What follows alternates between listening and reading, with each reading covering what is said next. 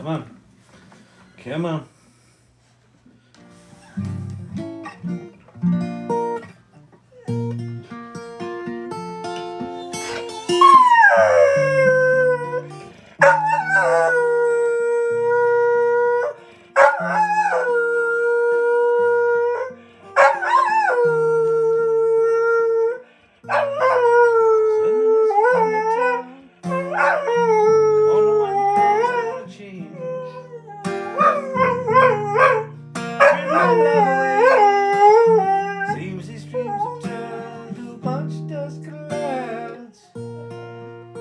Get my nerve up, but my past is pulling me down.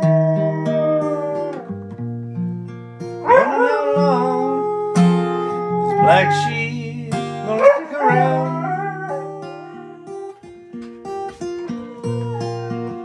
Happy Saturday night, everybody. Champy says hello.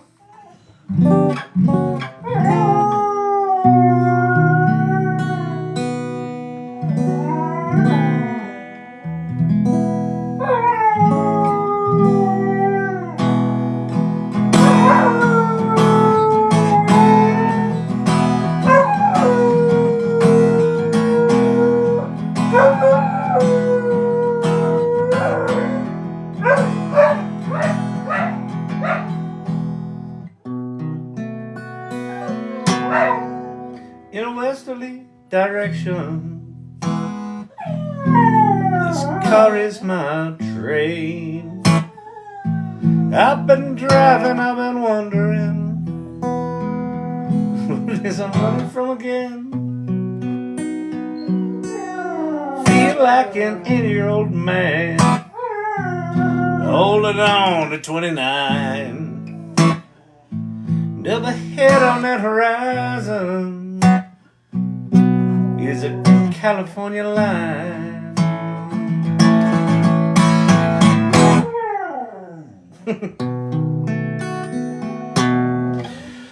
Okay, happy Saturday Night Live. We got Saturday Night Live. Sorry I'm a little late. Had to take the boys up to Boulder. Going to see Dune 2 with their friends. And of course, you know, they planned it for 4, and then, because they are the age they are, they got it together by 8. Ah, the youth. Ah, youth.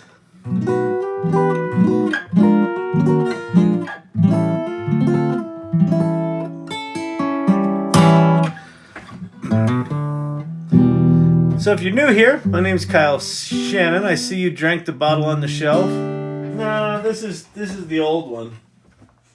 That's the new one. I haven't had any of the new ones since since we cracked it.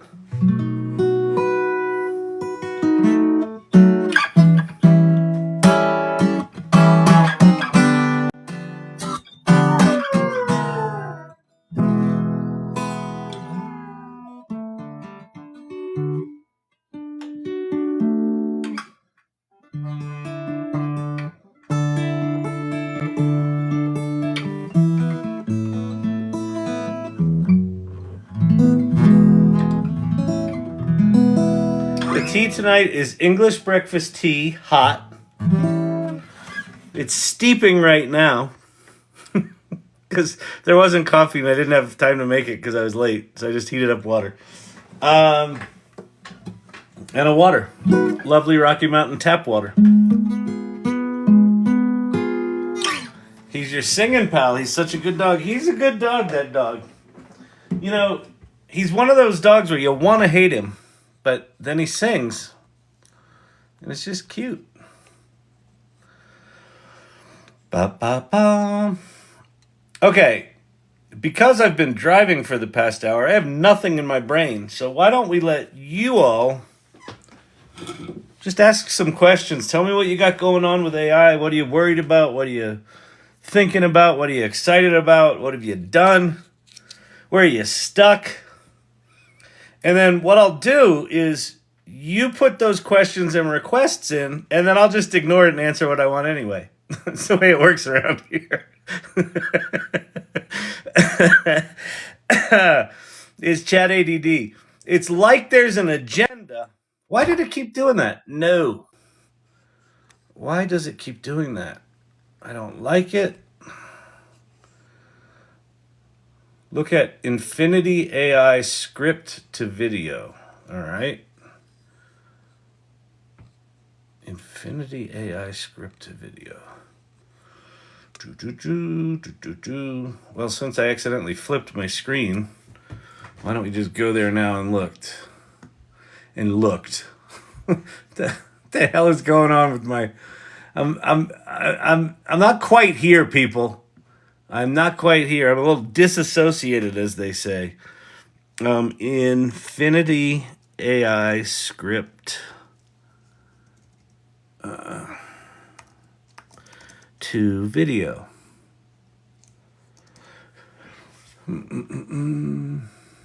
It's a Y Combinator. Type a script, get a movie out. Our tech is a work in progress.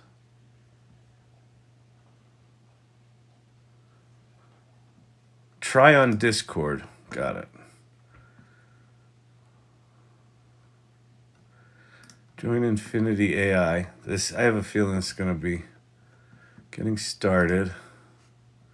Go to the general channel, type /AI script to video, and then put your prompt in the box.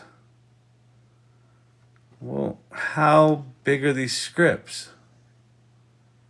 Oh, I see.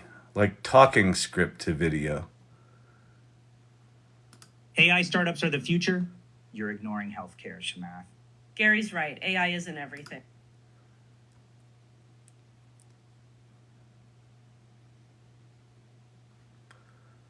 Have you heard of memorality? Yes, everyone is talking about it. I see. Interesting. All right, so we'll go /AI script to video. Generate a video from an AI generated script. Let's go. Young Tom Cruise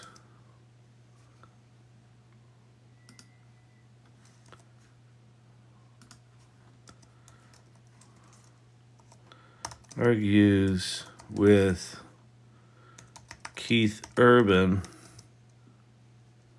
about the laws of gravity.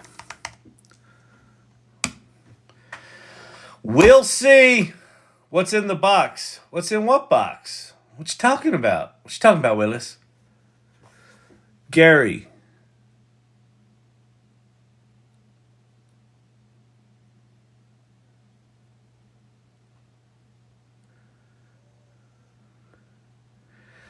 Oh, okay. This is so they've got a handful of pre-done avatars. Chamath, they got the guys from Jason Calcanis's podcast thing. So they got some pre-canned characters. You write a script, it then picks two of their characters at random. This is something you could probably knock out in with Zapier and a call to HeyGen API or DID pretty quickly. This is not all that interesting right now. This is just a Y Combinator. They pitched an idea. Although, hang on, there is some potentially exciting news here. So I'm in Discord. That's the Rabbit Discord channel. And there's a new announcement. So maybe they actually made an announcement about shipping general. Is there anything? Any good announcement here? Any announcements? No. God dang it. When are you shipping your stupid toy? I want my toy. I'm in batch 1. Come on, people.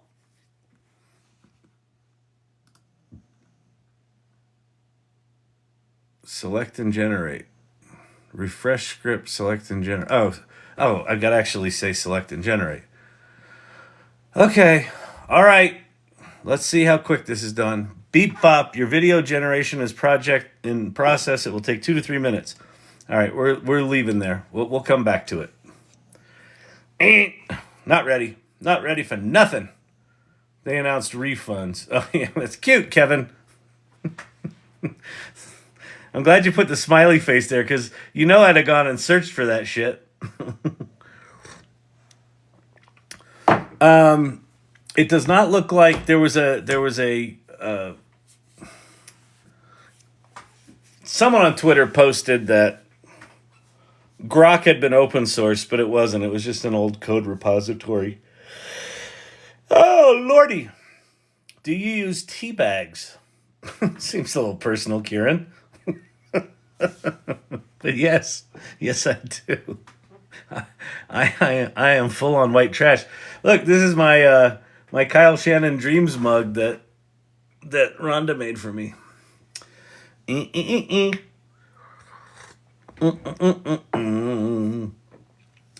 I thought it was supposed to ship early March. I knew it wasn't gonna. I spit out my cocoa.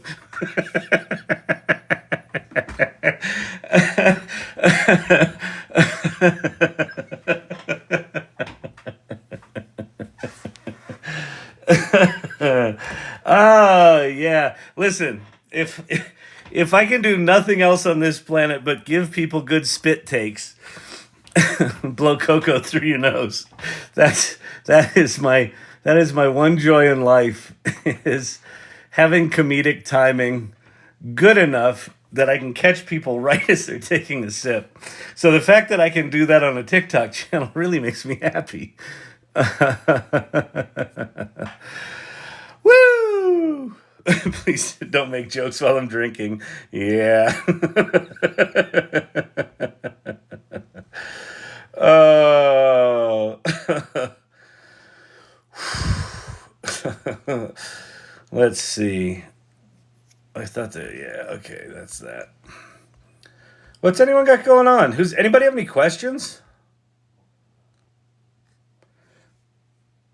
I had to step away and couldn't see the text to vid AI. Can anyone catch me up? Yeah, it was crap. It's just early. They've got some pre-selected avatars. You could knock that out. Well, you could knock it out in Discord probably over a weekend, which is what they did. And then they put up a website that says log into our Discord channel to try our macro that, makes 2 API calls with some pre-canned avatars. So I don't find it remotely interesting. It's just not far enough along. It could be interesting at some point. It's just not right now. All right, here it is. Here's the result. So my prompt was, a young Tom Cruise argues with Keith Urban about the laws of gravity. Gravity is non-negotiable. Ever argue with Newton, Gary? Well, no, but then it's settled. Fine, you win for now. So those are two of their pre-canned avatars.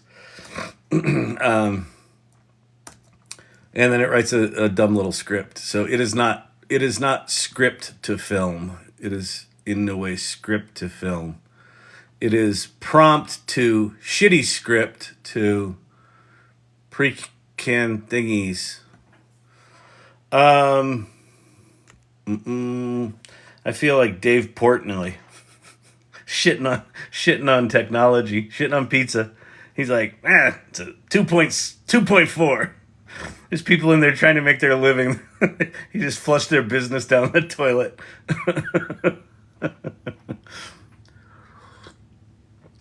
Oh man. All right. The Daily Jank is way better than that. Yeah, exactly. That was not software. That was a couple of prompts being sent from a Discord robot. But they're friends with people at Y Combinator.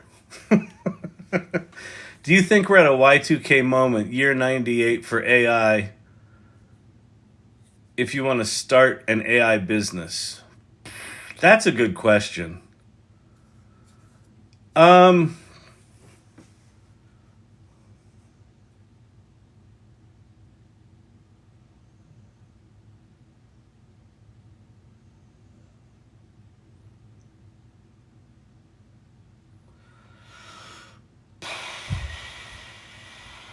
I think the only AI business that makes sense to start right now is if you can raise billions, go start a company and do like a foundation model. But if you're someone who's gonna do what these guys did right here, where they took DID or HeyGen, I guarantee you that's DID or HeyGen. It's probably HeyGen. They're doing 2 API calls to HeyGen. They're doing a call to OpenAI to generate the script. They then they then randomly choose one of their 12 characters that they've got pre-baked. They send it to HeyGen. They stitch it. They get the videos back from HeyGen. They stitch them together using FFmpeg or some stupid shit like that, and then they dump it to a file. If you're doing shit like that, I don't think it makes sense to start a business right now. Because this business, the minute Gemini or Chat GPT or any fucking of them, Stability AI, the minute any of them go full multimodal, you'll just be able to do that natively within Chat GPT. So until we see what's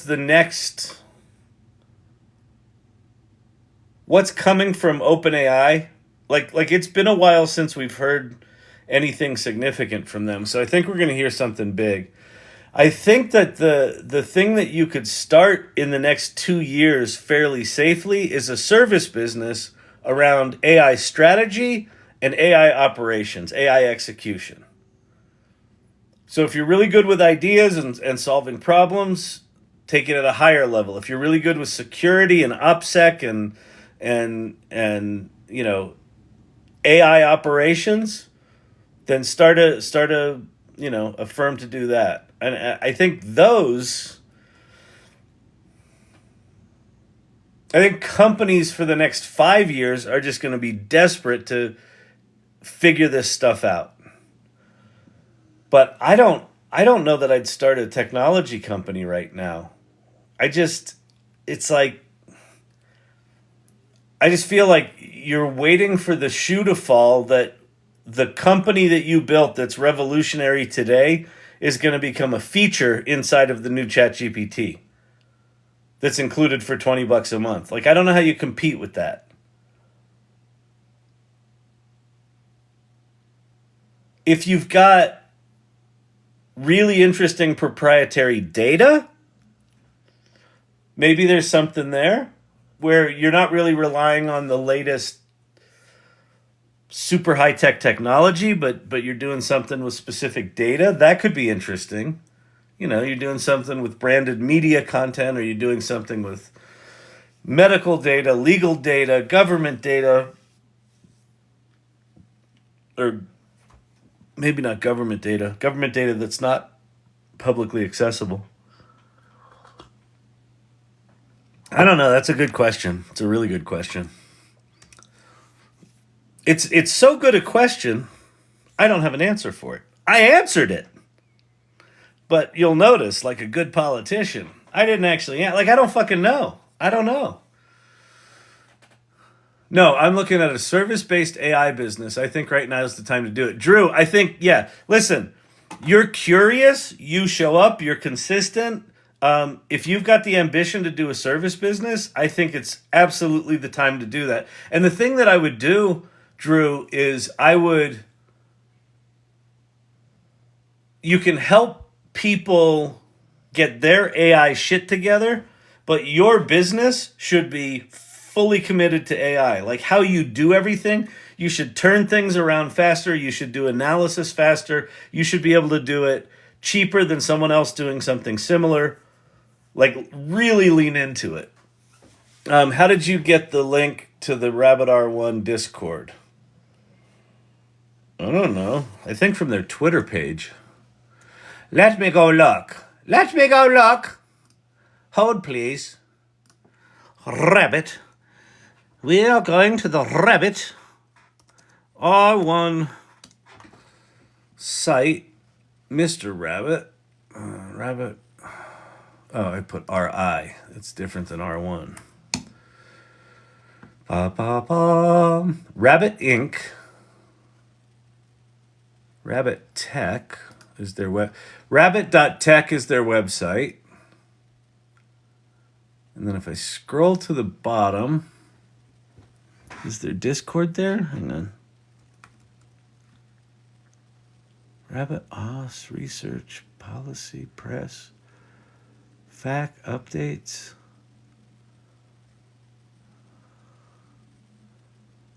I don't know where their stupid Discord is. Hang on.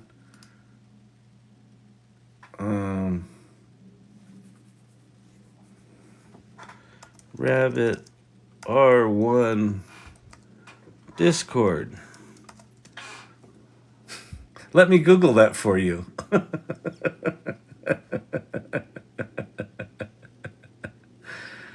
I honestly don't know.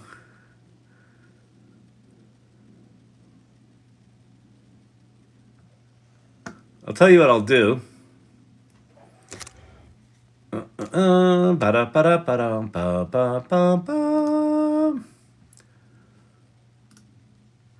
Let's see. Invite people. Copy. So I'm going to hop over to the AI Salon.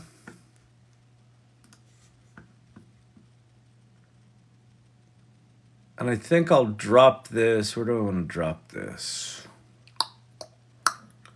I'll drop it in water cooler.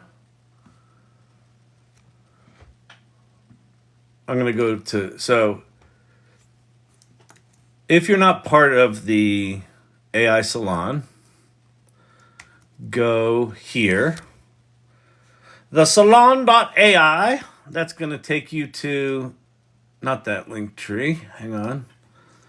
The salon.ai, it's going to take you to this link tree and click on this top one, AI Salon Community. And that will drop you in here. And the first thing I do want you to do if you're new here is go to the Welcome to the Salon section and read about the salon, read about who we are and what we do. Super quick read. And then it talks about our values like curiosity, generosity, exploration, collaboration, inclusion, empathy, and gratitude. Go read about all that shit. Make sure that you're down with what we're up to. And then over in the community section, there's a section called Water Cooler.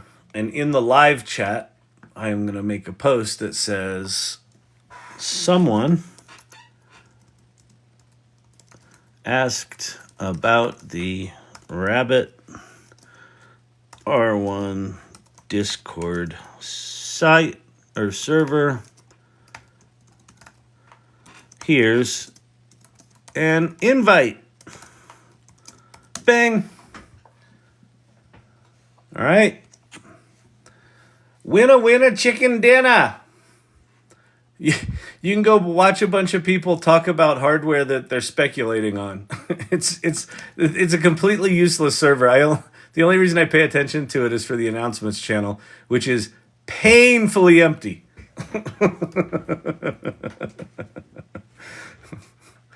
We have shared a general community update in general, and it's just some bullshit. So anyway, that's that. Hello, Cam Catkin. Cam Catkin, good day to y'all. I'm 100% right. That's what I'm providing. Strategy, operations, and execution. There you go. No, I'm looking at a service business. Yep, there you go. Create a real Sora competitor, billions. Absolutely agree with that. Merchandising. This is why I keep my technology on paper.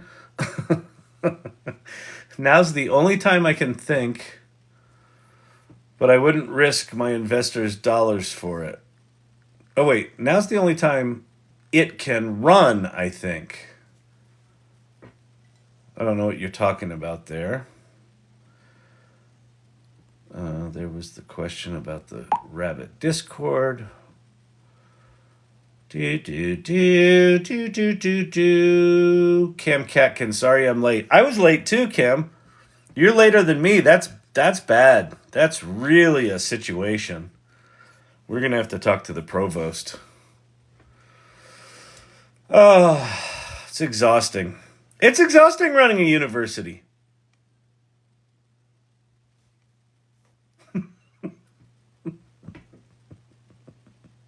Does he run a university? He doesn't seem like he is. He an administrator? He's an administrator in a, but it's called the lab. It's not. He doesn't call it a university. It's called the AI Learning Lab, and it doesn't seem like an institution kind of name. What are his qualifications anyway? T.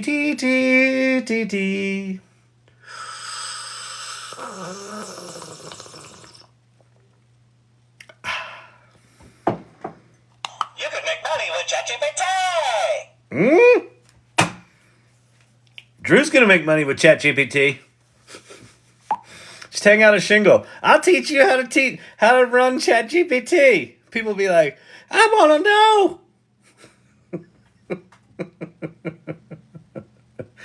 Can you just suggest a place to go for beginners, like just learning about AI? Yep, here is one. Keep showing up here. That's what we do here. And then the Salon that I just talked about. Thesalon.ai. Go to that URL and click on the first link to the community and introduce yourself. And you'll notice that there's a whole community section. There's a show and tell area where people are showing off their work. And then there's guilds. There's a creative guild, a technology guild, a business guild, and a social impact guild. And there's all sorts of different spaces and sub-communities in each of those guilds.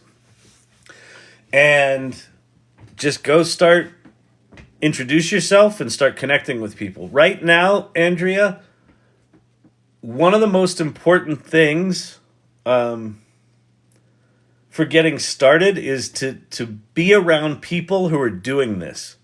Because everyone's trying to figure it out right now. Well, not everyone.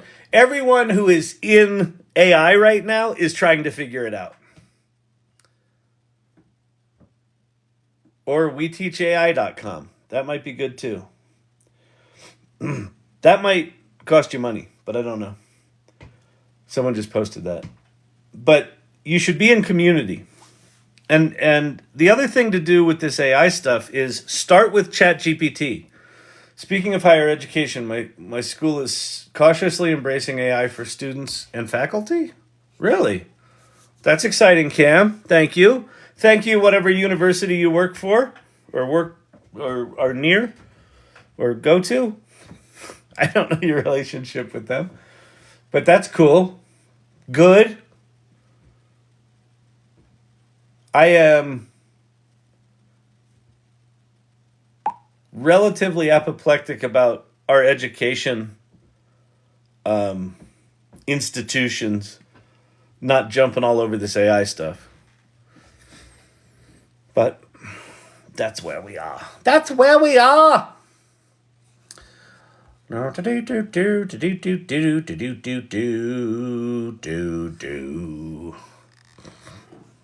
yeah, I've got a series below. If you want to start with the series, that'll teach you some things. It doesn't go deep into anything, but if you want to understand like why this AI is a big deal, how these tools actually work, how to use them and not get overwhelmed by them, that's what's in the series called Underhyped.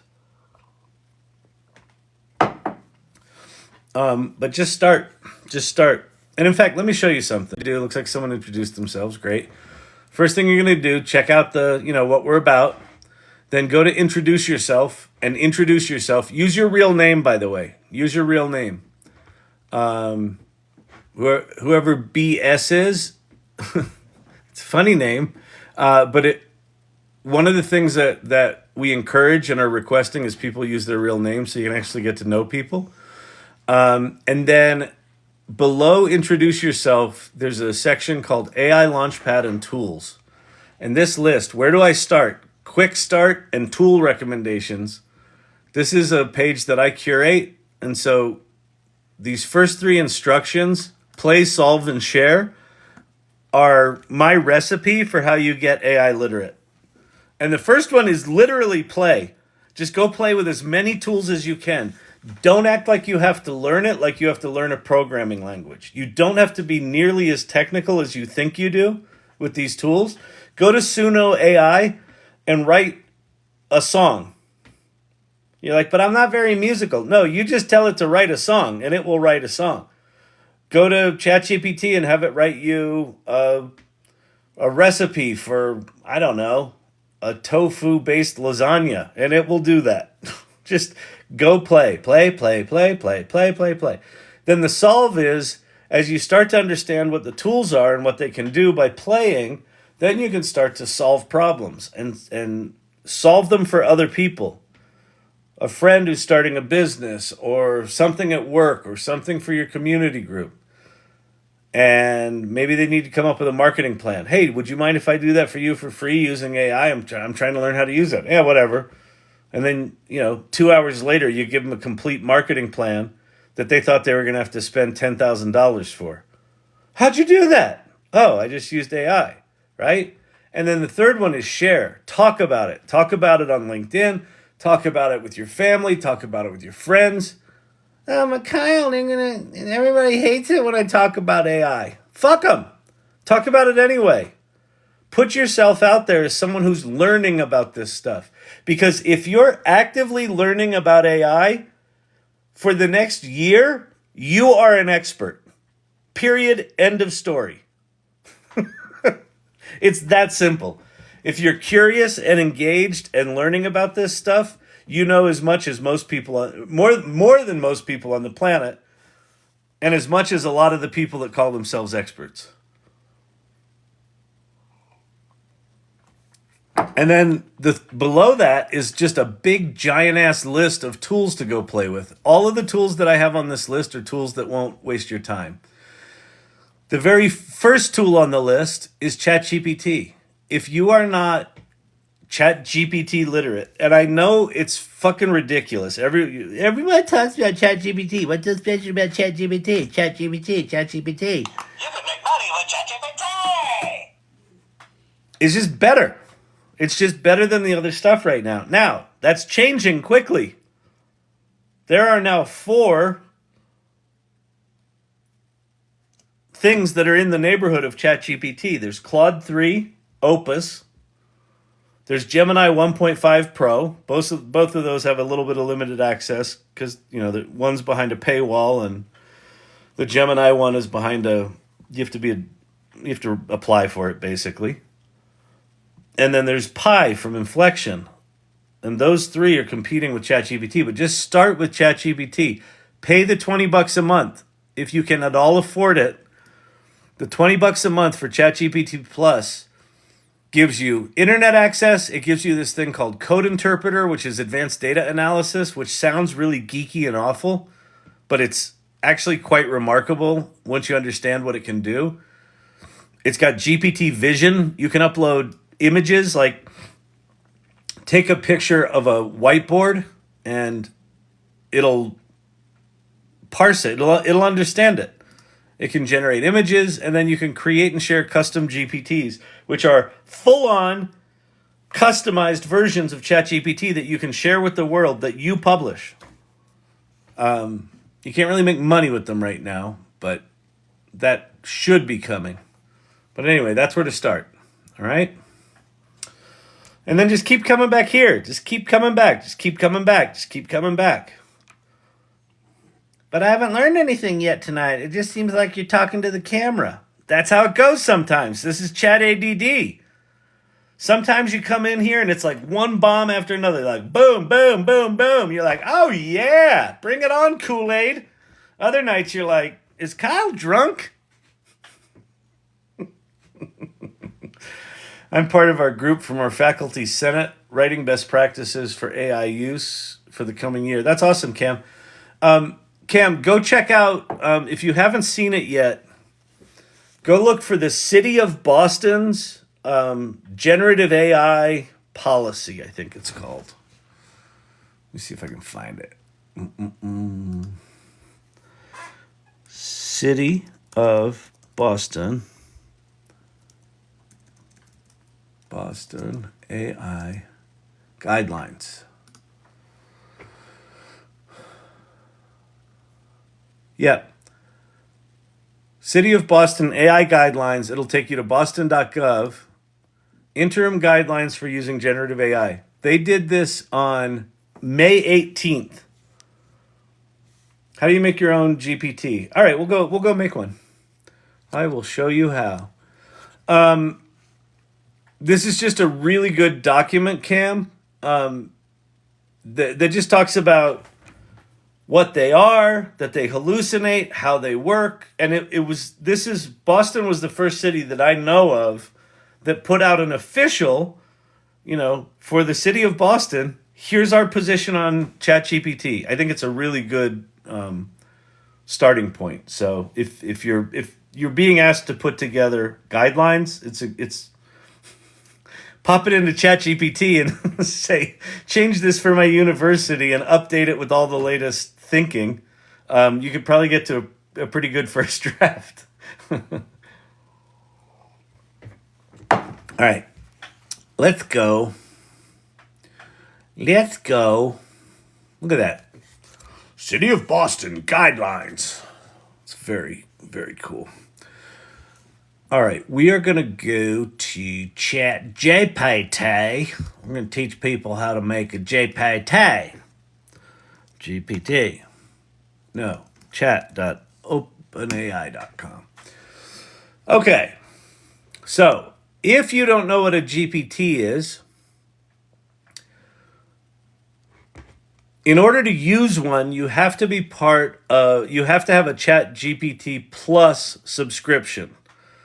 You will hear people talk about GPT-4, Chat GPT-4, and occasionally someone will talk about Chat GPT Plus. They're all the same. Well, they're not all the same thing, but they're kind of synonymous. You can't get to GPT-4 without a subscription, basically. So how you get to that is you go to your name in the lower left-hand corner, you go to My Plan, and then the Plus account is the one for how you get to Chat GPT 4, okay? Once you're in there, you now have these things called GPTs, and I can click on this one called Explore GPTs. And have they changed anything here? Not yet, no. And then I can search for them. So I'll show you my very first one I made. I made a GPT called Sin City Sipper. And this is it. And I don't think it's got any reviews yet. No. Oh, look. Oh, my Terology deck, more by Kyle Shannon. So I also created a deck called Terology, which combines astrology with the tarot deck and turned it into a reading GPT. It's pretty cool. Tarot divination and astrological wisdom. It's pretty fun. Okay, so if I go to Sin City Sipper, you'll notice that there's some pre-written, what they call conversation starters down here. So show me a newfangled old-fashioned. What Sin City Sipper is it takes classic cocktail recipes and gives them a Vegas twist. This was the very first GPT I created. It took me about 10 minutes. I did it on one of these lives. And I just got access to this feature while I was live, and so we just did it live. So this is the very first one I made. And so what it does is I can type in a thing like I'm having a party. We're near St. Paddy's Days. Are we on St. Paddy's Days? When is St. Paddy's Days? I want a super interesting whiskey-based St. Patrick's Day cocktail. And what Sin City Sipper will do is give me a unique custom recipe. What it's actually doing right now is it's creating the image of it first. I told it not to do that. What does the A in AI mean? Artificial. And the I means intelligence.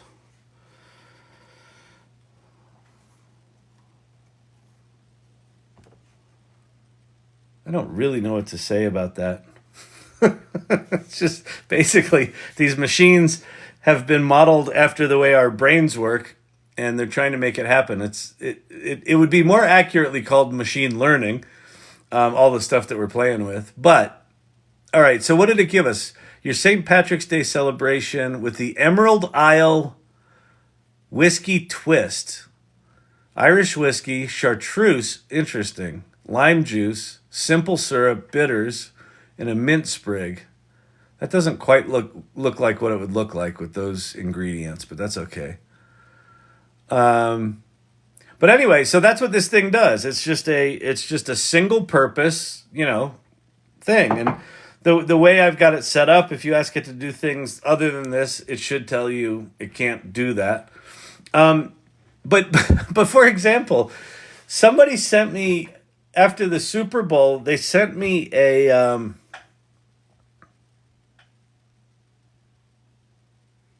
oh, okay.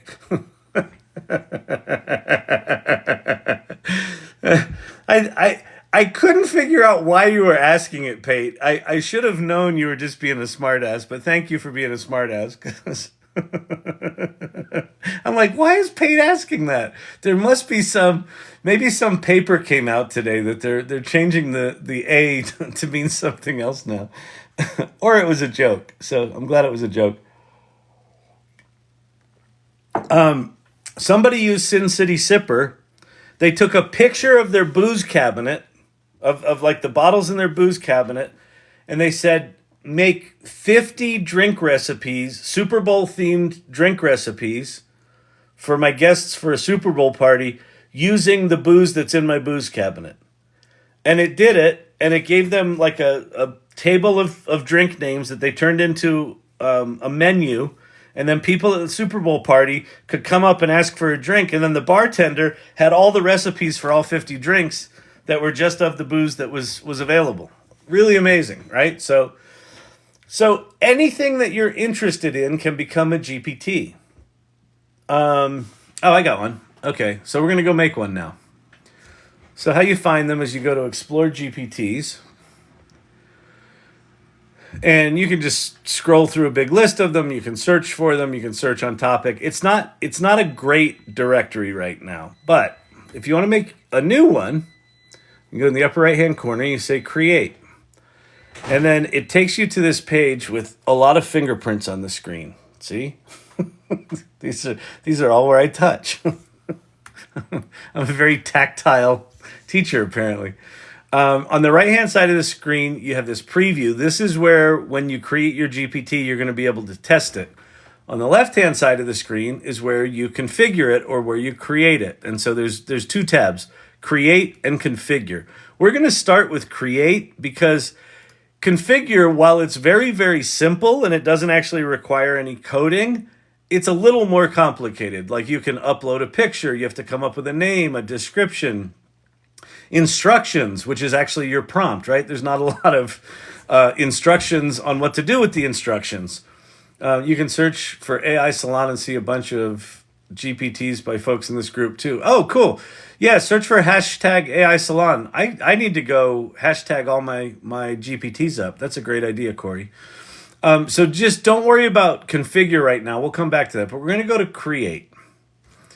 And what we're going to do is we're going to say, I want to create a GPT for the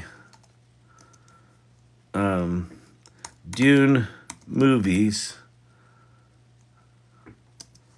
that will let someone learn about them, geek out, and even play trivia games.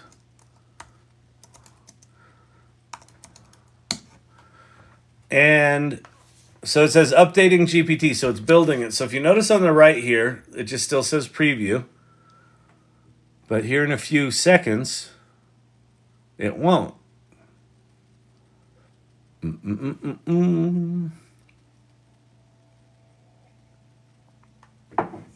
A guide and trivia partner for the Dune movies. Tell me about the Dune universe. So if I click on that, it pre-wrote some little conversation starter questions. Created in 1965 by Frank Herbert was the book. At the core, the Dune saga, right? So it's telling us little things there. And then we say, how about calling it Dune Explorer? And I'm going to say, okay, fine. And then it should, updating GPT. Now it says generating a profile picture. So it's going to create a picture for our GPT here. All right, that's lovely, but I don't like that. How about a sandworm? Generating profile picture.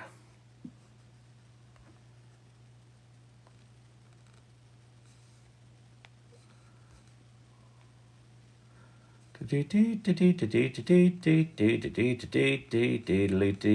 love that you're all just chatting with each other down in here. It's pretty cool. All right, there's our sandworm. Doesn't at all look like a sandworm in Dune. It needs to look more menacing. It can eat you.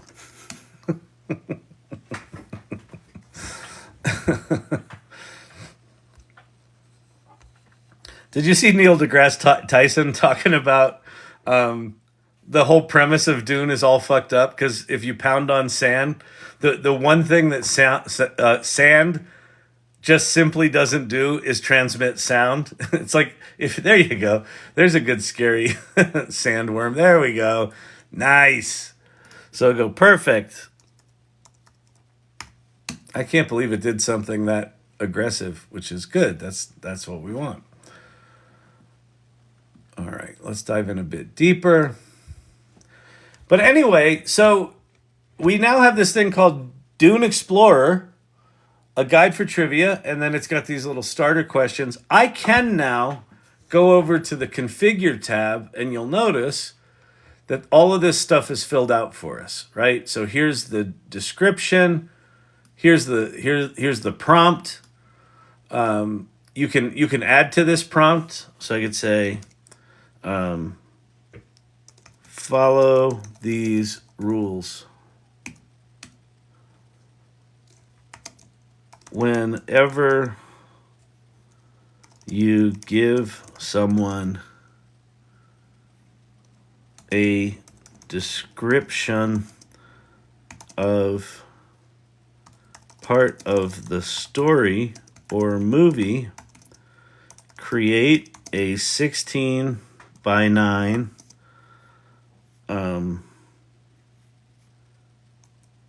storyboard frame that brings that scene to life. All right. So now, when I come over here, share a fun fact about Dune. I'll click on that one. The iconic sandworms, known as the Shai-Hulud by the Freemen, play a crucial role. Something about the spice, the life cycle of the sandworm. It's giving us all sorts of stuff. Did it give us? When do we first see them in the movie? Now it's creating an image, so we'll see what it creates.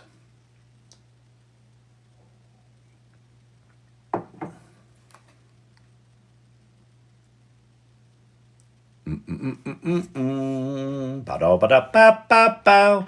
And then I'll show you how to share these live with the world. Nice. There's our little scene from our movie. And then if you want to save it, in the upper right-hand corner where you clicked create before, you say save. And then I can save it for just myself, or I can share it. Anyone who has the link can play with it. Or if I click everyone, that will then save it to the store. And so if you go right now to Explore GPTs and you type in Dune Explorer,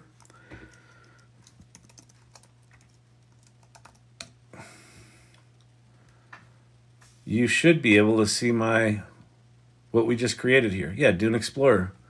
Oh, I'm not the only one.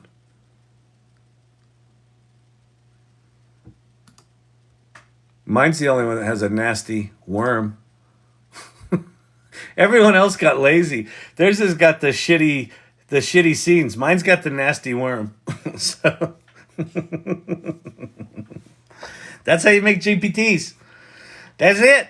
It's simple. You can make money with Chat GPT. You can also, when you go to that configure page, one of the other things that you can do is there's an upload button where it talks about knowledge. You can upload knowledge to your GPT. What's that mean? Let's say you have grandma's recipe book in a PDF. You can upload grandma's recipe book and tell your GPT to only use that PDF for its source of knowledge. And you could make like a grandma's recipe GPT where you just ask it for things and it'll pull her recipes up out of the PDF. It's really slick.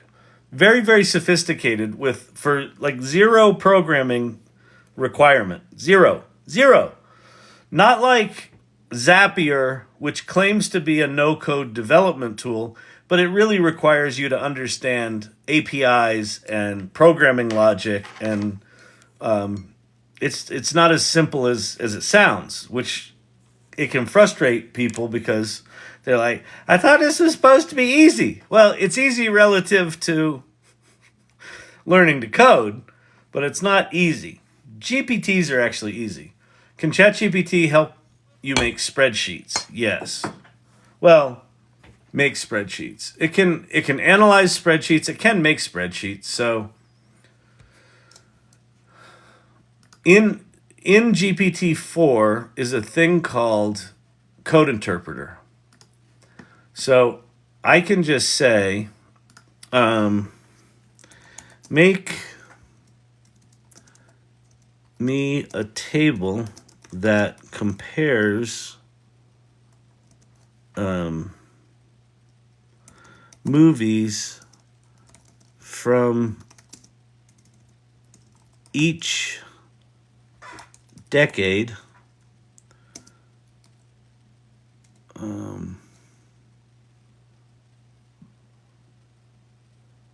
starting with the 70s. And it will do that really well.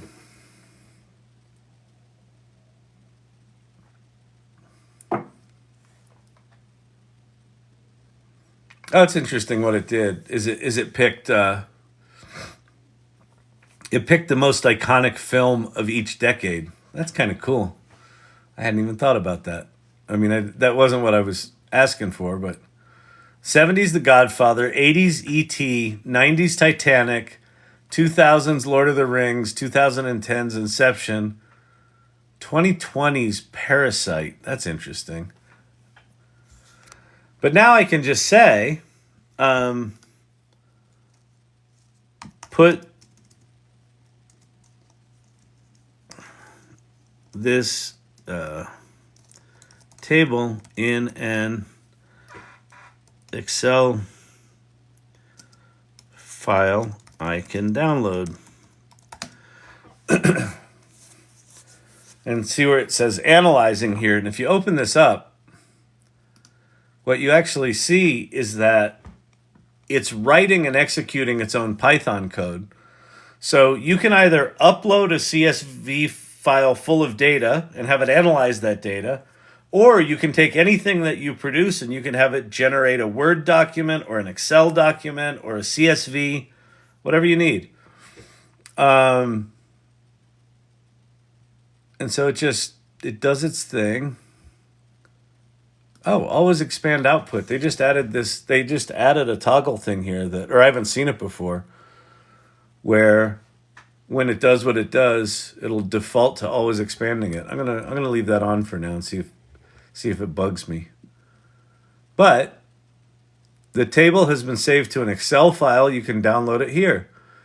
So the movies by decade Excel file, if I click on that, it downloaded it, and I go over here to my little finder, and I can just preview that.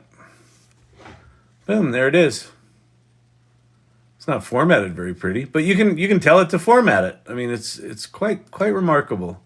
This old Chat GPT thing.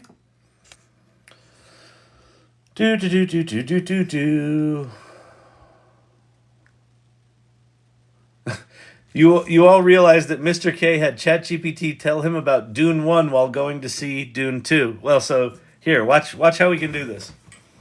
So iPad, this is the official Chat GPT app. So if you don't have the official Chat GPT app, you should go get it. It's free. Be really careful when you go get the Chat GPT app. Both Apple and Android stores are full of faker apps. Make sure you get the official app from OpenAI. Okay? Okay? And then when you're in here, you can click on these little headphones and you can talk to it. Hey, I'm heading to see the movie Dune 2, and I'm hoping you can catch me up on the plot of Dune 1, because I can't remember any of it.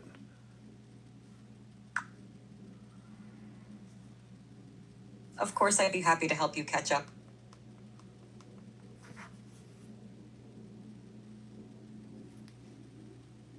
Feudal houses overseen by the Padisha Emperor. The story revolves around the desert planet Arrakis, also known as Dune. This planet is the only source of the universe's most valuable substance. Sorry, you got cut off. Could you start over?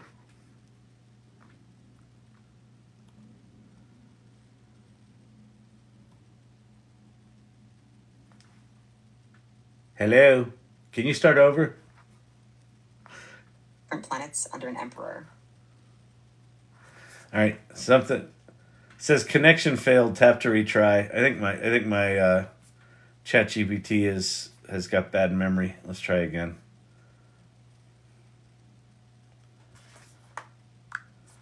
Hey, I'm headed to Dune 2, and I can't remember what happened in Dune 1. Can you catch me up?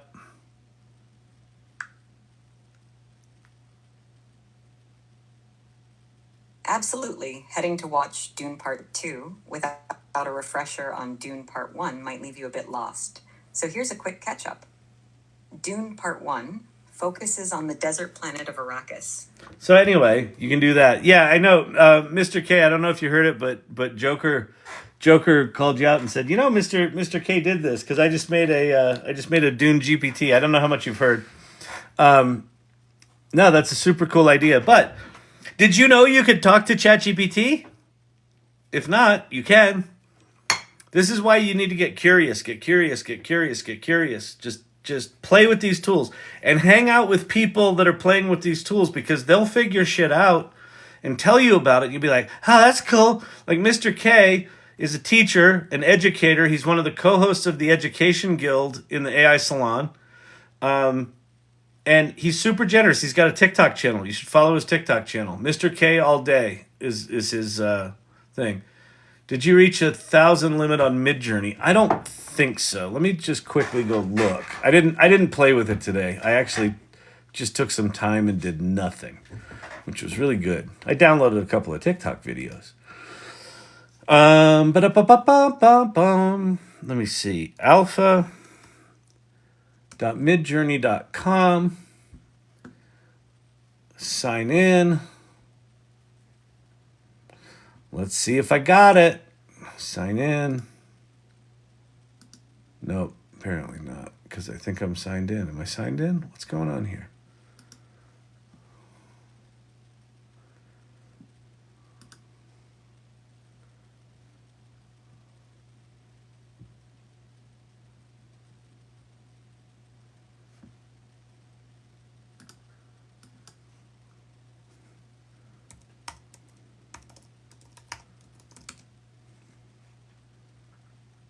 Nope, I don't have it yet.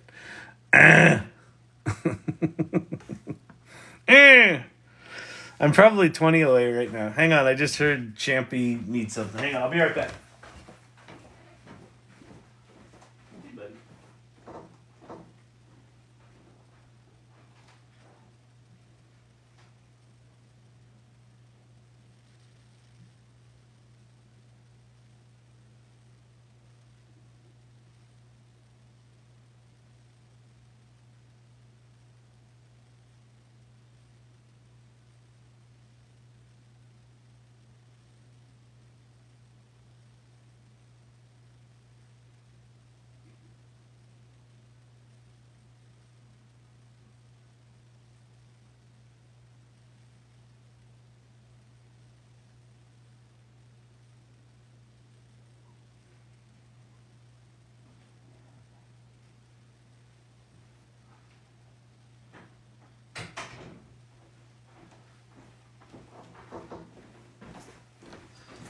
All right.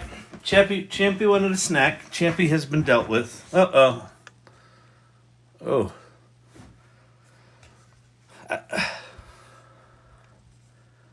I came back just in time. It made me solve a puzzle piece to keep going to keep staying live. It's kicked me off for that before. Okay. Tea has been drunk. Now I'm on to water. I'm normally double fisting. I normally switch back and forth. Not tonight. All right. There's a fake Sora app now in the iOS store. I know, and they've got TikTok ads up. You can now use Sora in an app. It's not true. It's really annoying, but you know. You mentioned that Zapier is simple programming. Can Chat GPT make zaps?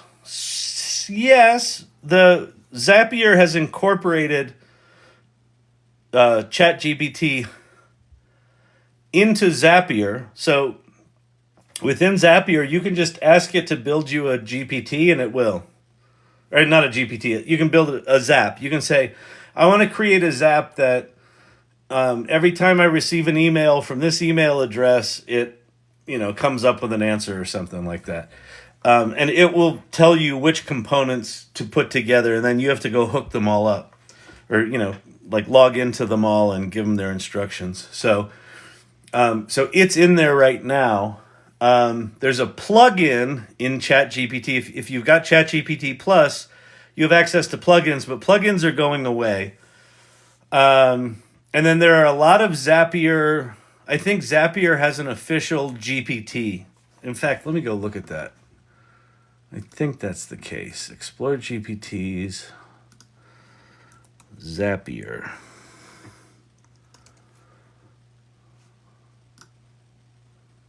Automation consultant by Zapier.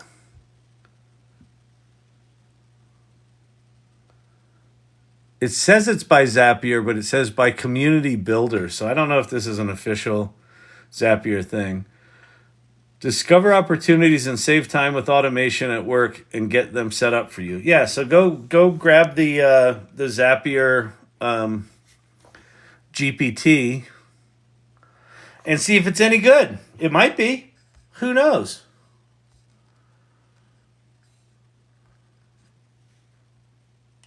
Did you know that ChatGPT will do stand-up if you ask it to? Yeah, unfortunately, the comedy stylings of these LLMs right now, mostly don't even understand joke structure. GPT-4 does. But when it writes the jokes, they're kind of dad jokes at best. They're not great. So if someone can figure out a way to prompt it, maybe if you used some data sets of actual comedy writing, it would get better if you fine-tuned it a bit. You could probably make a GPT that wrote jokes pretty good, but it sucks right now. But it will do stand-up. It'll just be bad. You can load custom instructions and respond to it as if it's Champy, the singing AI literate dog. That's good. I like that. Chat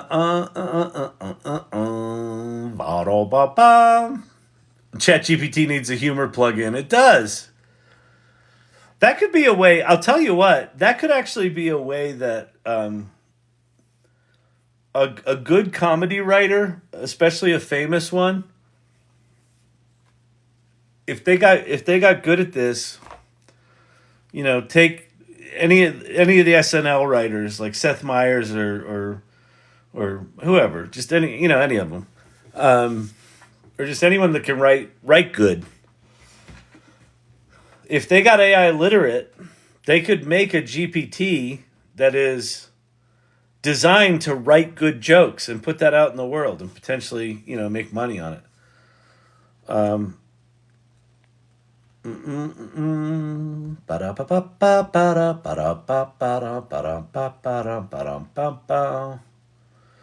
My Joker bot tells pretty good jokes. Yeah. What did you upload any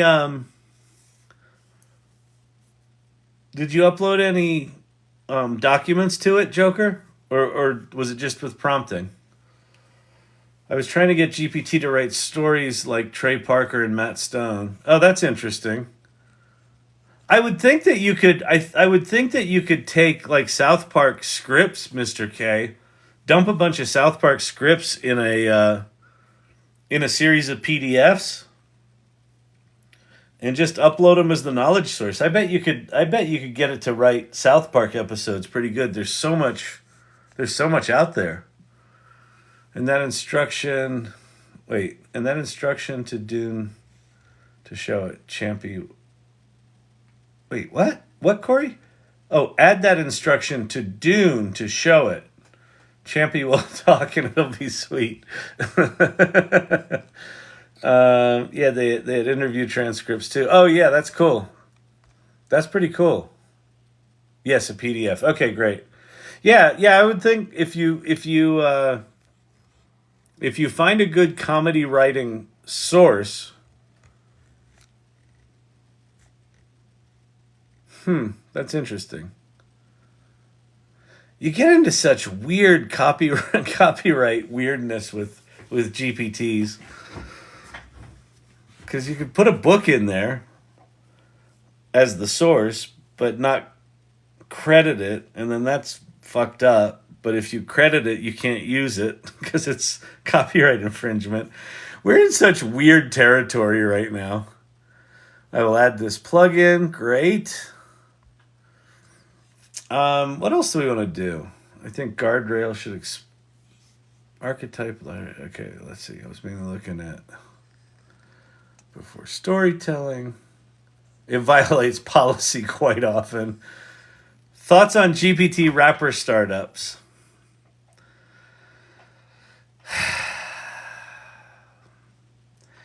I don't know. GPT Rapper Startups are like .com startups in the mid-90s. Anyone could do it.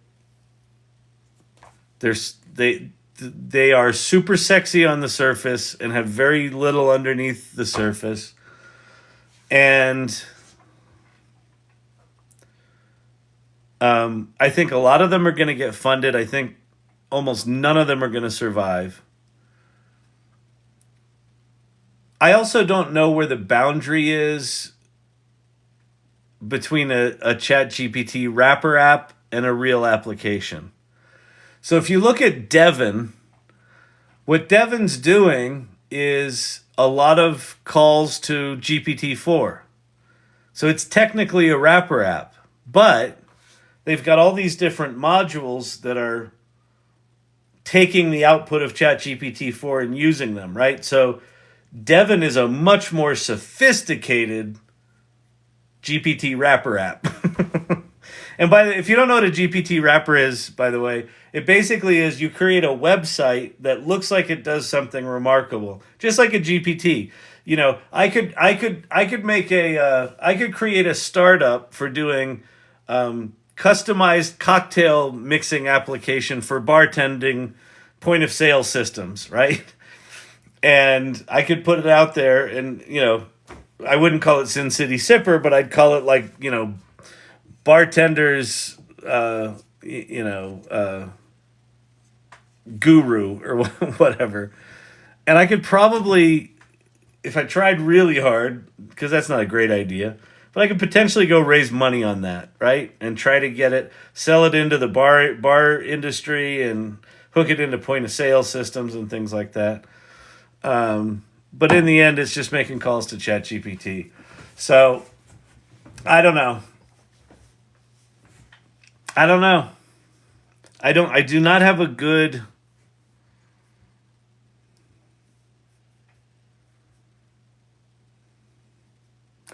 advice. Like if you want to put together a Rapper app and try to go raise money on it, great. But what I would say is just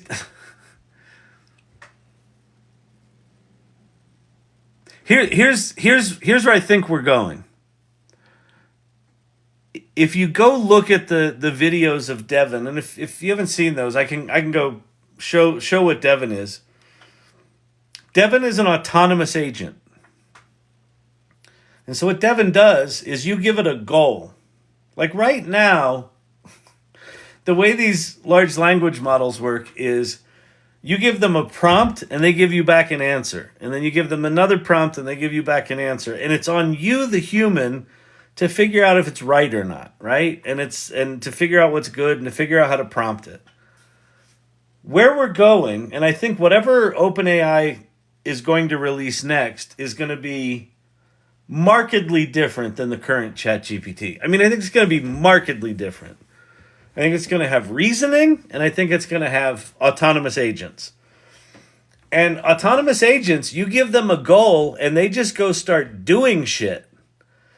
And because they've got reasoning, they'll go, is the shit that I did good or not? Does it have mistakes in it or not?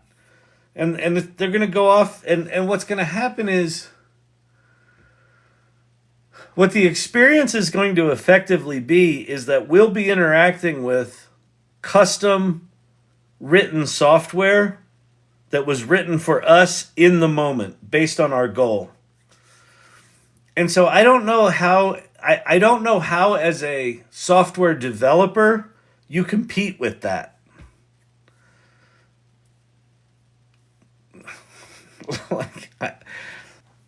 And are those autonomous agents going to be good in 2024, or are they going to be good in 2027?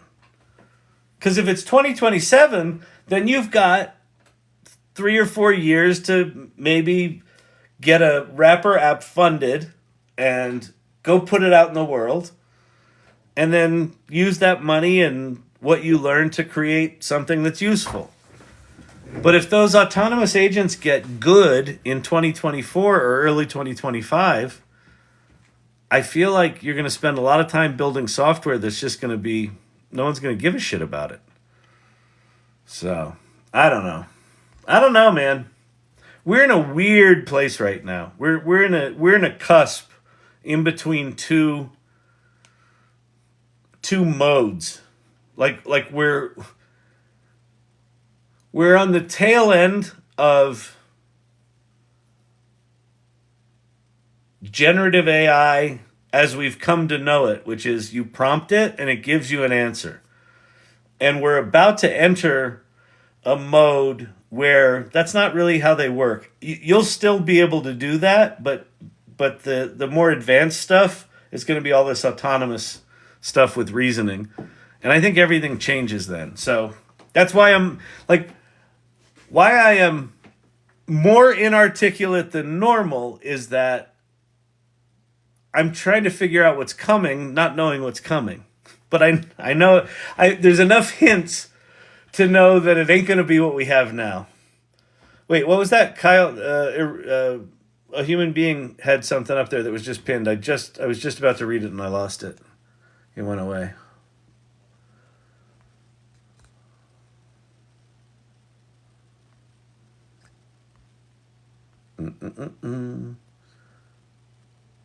Test some of the irregulars GPTs. I could do that.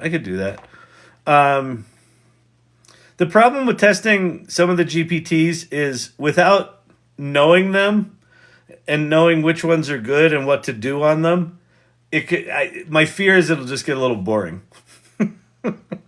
So I will do that, but I'm not going to do it tonight because I don't want to just sort of flounder. What I'll do is I'll go play with some and find some to show. It's a good idea, though.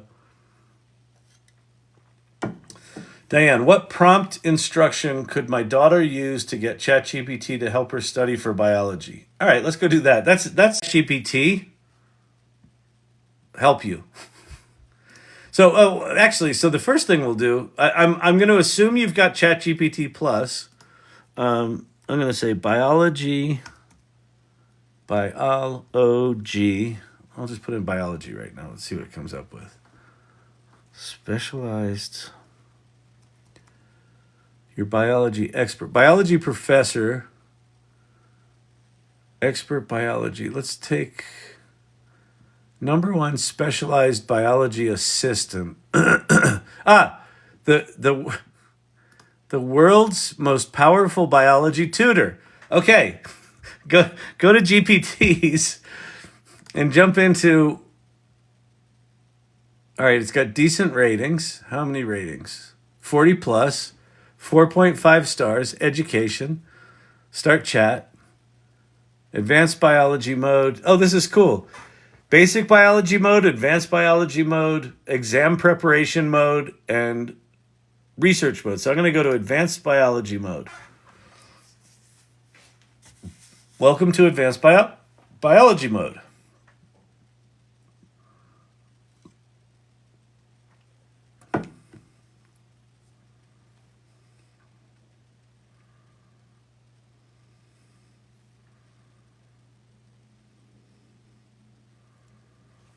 That's interesting.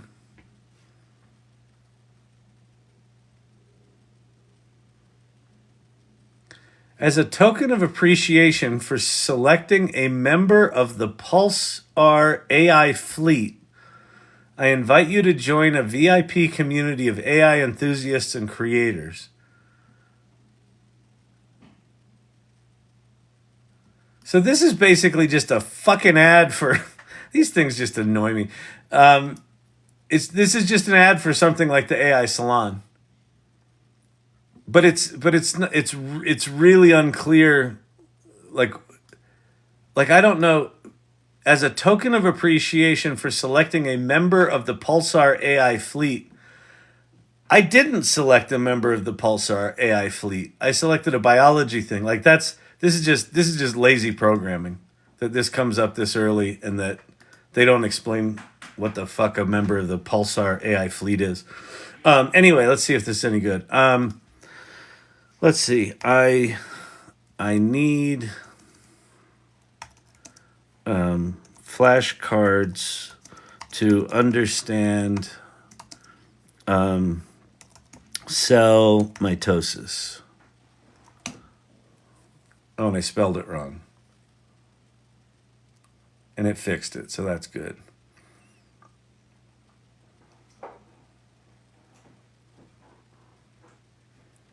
All right, so this is good. So here's our flashcards.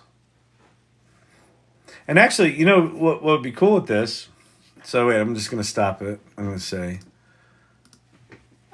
great, put these flashcards in a table. You could then take the table of these flashcards, have it give you a downloadable CSV file, and then use Canva. Canva has a thing where you can, pick a design and what do they call it? It's like mail merge, where you take this you take this spreadsheet and it just automatically will design these as printable cards. But that's too much. That's too much of a pain in the ass. But anyway, so you could go do a GPT. If you were just going to ask Chat GPT to be your biology tutor, you could just go in here and say, I'm just going to use text to or voice to text here. I want you to act as a 11th grade high school biology tutor and create an interactive experience that will help my daughter assess where she is in learning and give her exercises to improve as she prepares for some big tests.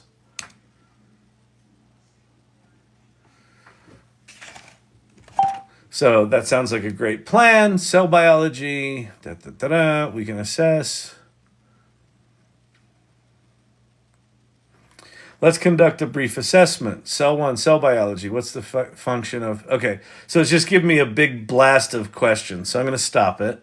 And I'm going to say, I want this to be an interactive experience. So I want you to ask her questions as if you're speaking to her directly. And then I want you to pause after each question, letting her answer it before you move on to the next question, period. Absolutely. I'll pose the questions one at a time. Take your time and think about it. Can you tell me what the mitochondria's role is within the cell?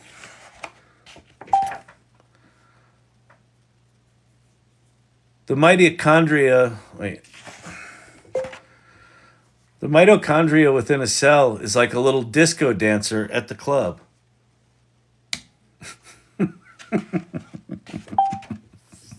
That's a creative and interesting analogy.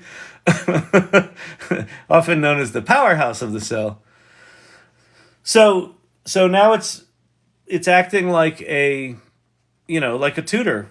It will assess her, and then once it assesses her, figure out where she's got weaknesses, she'll move on. So the thing about something like basic biology education is there is so much on the internet about this that probably even Chat GPT 3.5 has got more than enough capability to be able to really be a good tutor. So it really is just ask it. I mean, that's the thing about Chat GPT, which is really different than a Google search.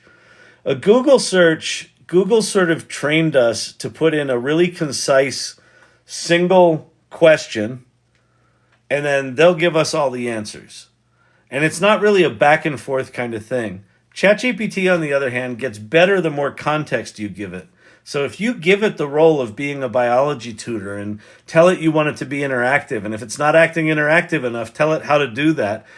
You just talk to it like, here's a good way to think about it. Imagine that you've got a tutor for your daughter that has memorized all of the knowledge of the world, but is really kind of a simpleton, and you've got to explain everything. That's kind of what it is like working with it. So just talk to it like you've got an intern or a tutor that you've got to give a lot of guidance to, and it has a remarkable amount of knowledge that you can draw from within it. So hope that helps.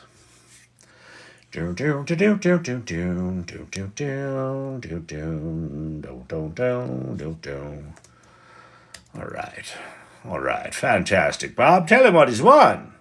Well, he won a new car. But here's the funny thing. You can't take it because you can't afford the taxes. Isn't that fantastic? Oh, Bob. Diane, oh my God, thanks so much. You're welcome. Go tutor up. Tutor up that biology. Let's get a biologist out of this. I like it. Solid. And actually, you know what would be really fun also, Diane, is do what I just did with her, right? And do the back and forth, like learn it together. That idea about play, solve, and share that I talk about how to get good with AI, you just play with the tools, play with the tools, play with the tools. Share or solve. Like you've got a challenge here, right? You have a daughter that wants to get better at biology or is struggling with it, whatever it is. You want to solve that in some way. All right, let's figure out how to solve that with Chat GPT and then share. Like doing that together, I think could be really powerful for both of you. But here, let's go do this. I'm going to do it with Pi because I like her voice better. And she's as good as Chat GPT. So you could do this with Chat GPT or with Pi.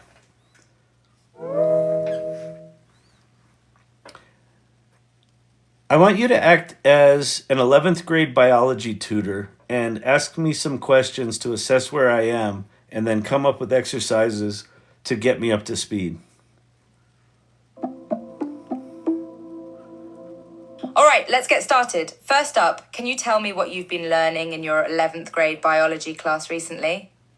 All right, let's get started. First up, can you tell me what you've been learning in your 11th grade biology class recently? Well, that's easy. A prokaryotic cell has carrots. It's a professional at carrot eating. Haha, I see what you did there. Well, that's a clever play on words. Let's get back to the biology at hand. Prokaryotic cells are single-celled organisms that lack a nucleus and other membrane-bound organelles like... Diane, yep, I'm scared to try. I'm old, but my kids use ChatGPT. Totally get how scary and intimidating this is. What I can promise you is that start playing with ChatGPT. What you will discover is that you're going to be way better at using ChatGPT than you probably think you can be. I think one of the misconceptions about AI right now is that you have to be a Stanford mathematician and have gone to MIT and gotten a PhD. It's not the case. This is just using words. Like, just ask it for what you want and it will do it. Now, it sometimes hallucinates and does things bad, and sometimes you think it's going to do what you want it to do, and then you just can't get it to do that. So it can get really frustrating that way. But there isn't a lot of technical requirements for you to use ChatGPT. So just jump in. Just jump in and say, hey, let's experiment. Let's see what we can do. Any more daily jank? I have not. See, the bad news about calling it the daily jank is that it implies I'm going to do it daily, which I should, but I haven't. But it's also the daily jank, so it's janky. So the fact that I'm not doing it daily is on brand.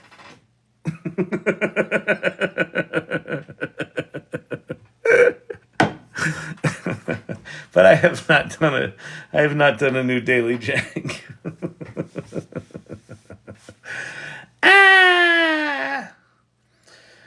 Simon S. Will AI replace or augment human jobs? That's a great question. The answer to it largely lies in how quickly we get to AGI. So AGI stands for Artificial General Intelligence. And there are a number of different definitions for it, and Google even has different levels of AGI. But it is generally understood is that we have achieved AGI when these systems are as good or better at most jobs than most people.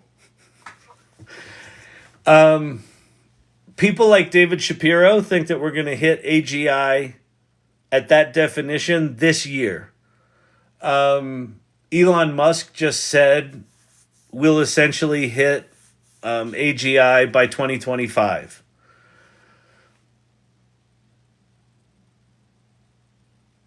ASI, artificial superintelligence, is defined as the AIs get basically more capable than, you know, all of humans combined. And Elon Musk and Ray Kurzweil consider 2029 the date when that will happen. So I don't think it's really a matter of if these machines are going to be capable of doing most of the jobs that we do, but when. And we're in a weird place where it's possible that these tools can do our jobs better than we can way before we're prepared for it. I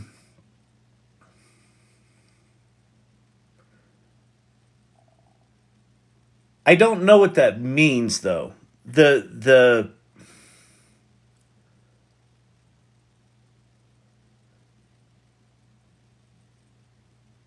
The sensational headlines are, you know, they're going to take our jobs and they're going to ruin everything. I think that these tools are also going to create a lot of new jobs, new kinds of jobs that we can't imagine right now. But we can't imagine it right now, so we don't know what they are.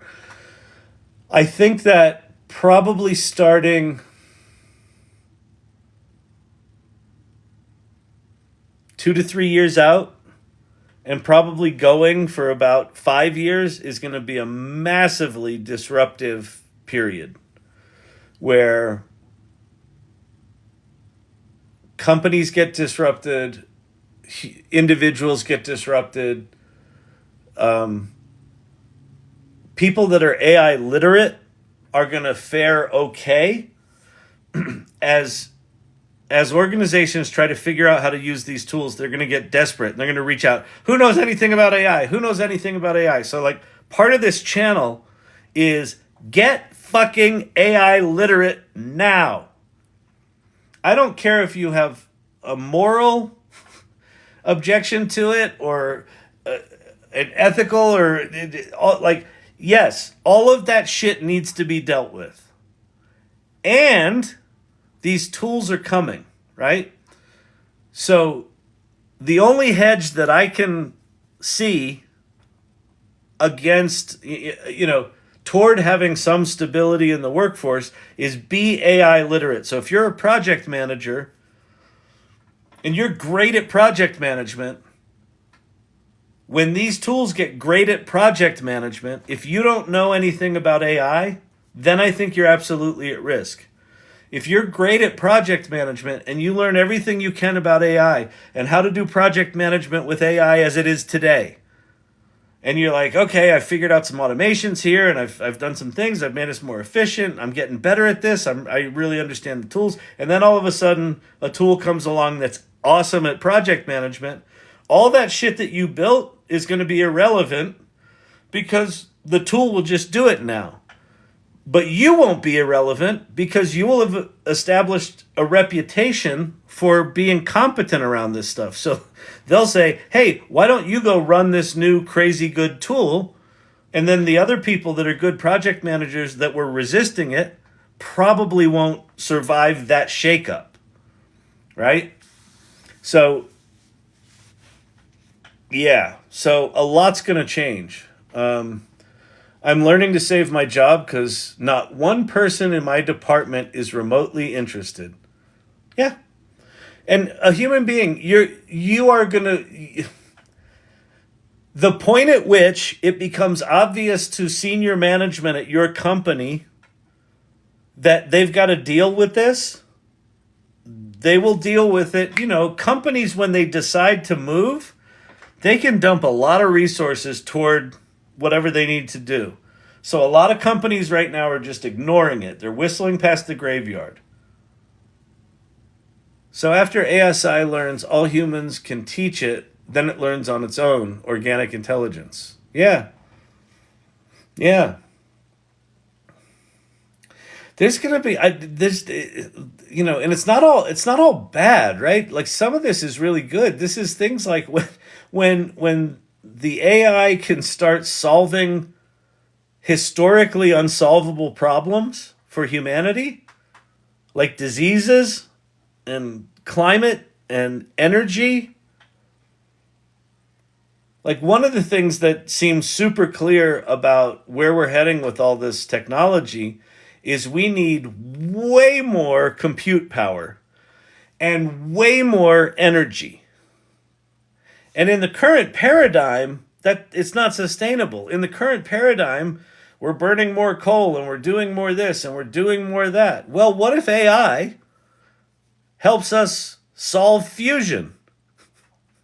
And just bang, all of a sudden, over a 2-year period, everyone's got a, car battery sized thing that powers their house infinitely.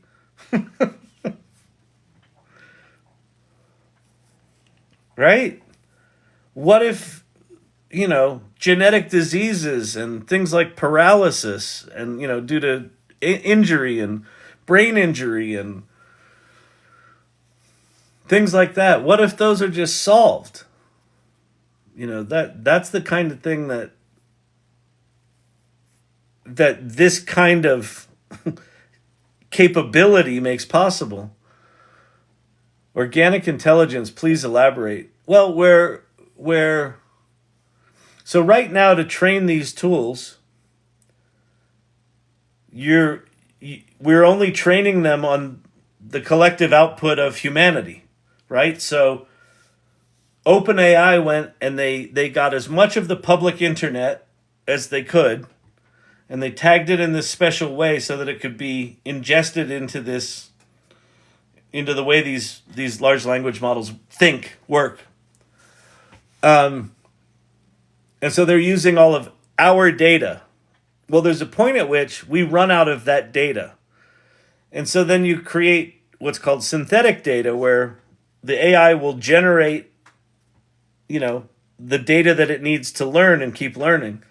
And there's all sorts of philosophies on that, whether it's going to be good or bad, or creates a thing called model collapse, where the synthetic data just becomes garbage and then it just collapses and it becomes awful. But if these things get to the point that they have reasoning and they stop being shitty, at hallucinating and things like that, it's possible that these things just keep learning and getting smarter and smarter and smarter without our input. And that's they just keep inventing and creating and doing things. And that's where some of the sci-fi darkness comes from, because if you don't have them life's tough. It's tougher when you're stupid. If you don't have their policies aligned with human policies, that's where it gets scary, where they're just like, well, we want to keep learning, and we could actually be much better and stronger if we didn't have these pesky humans slowing us down. That's what we want to avoid. And that's what they call the alignment problem. Are these machines aligned with our imperatives? And if not, then it can get ugly. But if we get it right, it's going to be good. Just had a record-long fusion ignition in the UK. 5.2 seconds, 69 megajoules output. Amazing, Ion China. And just like it felt like science fiction. We've been hearing about AI chatbots for the past decade, right? And the chatbots have just been dramatically disappointing. Right? They're just bad because they're programmed with logic. If they say this, then they're deterministic. If a person says this, then answer this. If they say this, then answer that. And there's no way that you could program in enough logic trees for it to be any good. And it still felt 2 years ago like science fiction, that we could actually just talk to these things and they could talk back to us, right? The Turing test and things like that. And then all of a sudden, November 30th, 2022, Chat GPT comes out, and 100 million people in 6 weeks start using this tool with no marketing. 100 million people. Why? Because they talked to the thing and it was just like science fiction. This is going to start happening with science as well. where, well, you can't do cold fusion. You can't do cold fusion. I remember hearing about cold fusion in the 70s or in the 80s, and like, oh, that's a pipe dream. That's, it's theoretically possible, but we'll never get there. And then, we had all the hoaxes where we almost got there, and then, right? And then we had this thing with these South Korean scientists supposedly got to room temperature superconductors, which does things for energy transmission and battery technology. All sorts of crazy shit comes out of that. And that was kind of a hoax.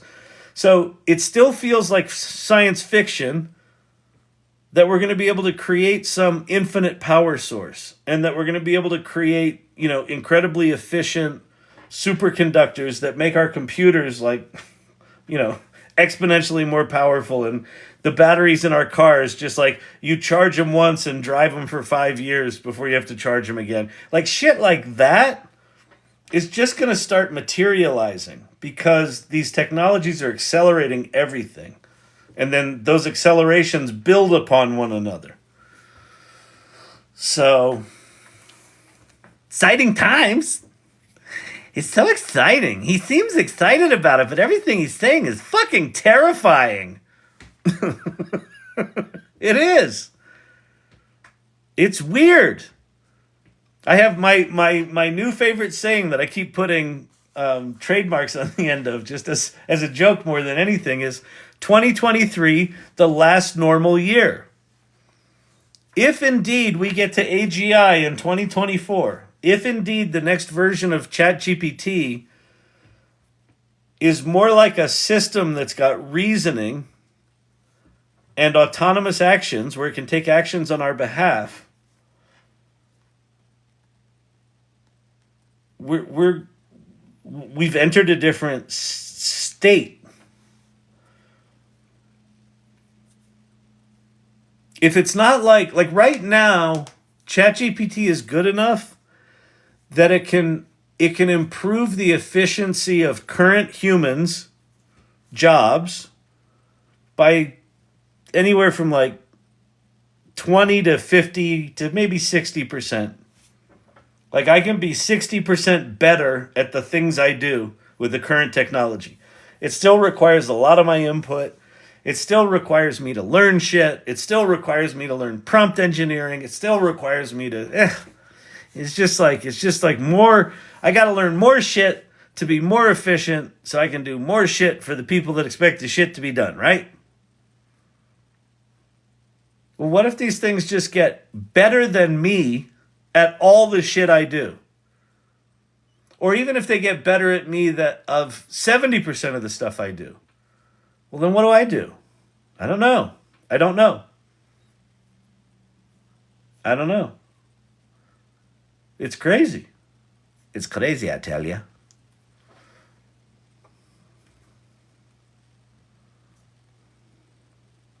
But it's fun. It's fun to be in a time in history. Here's the thing. This is like why I have the energy to do this night after night after night is that what I know is that we do not get to be at the beginning ever again. We right now still live in a world where these tools are janky enough that we can make fun of them. And engineers can mock them. And creative directors can poo-poo them because they're not as good at creative direction as they are. And consultants can say, yeah, but they don't have my kind of wisdom. Right? We're lucky enough to live in a time where that's the reality, that we can dismiss these things. I personally think it's foolish to do that.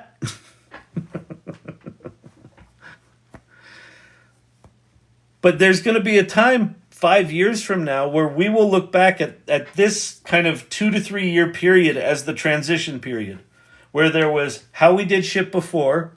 Remember when humans had to do most of the work? to this time after, where humans can choose to do some of the work. That's a radically different world. We're at the very beginning of that. And so your only job right now, my only job right now, is just be curious, in my opinion. You can do more than that, but I think that's the only requirement because everything's changing so fast. Will the powers that be let this happen?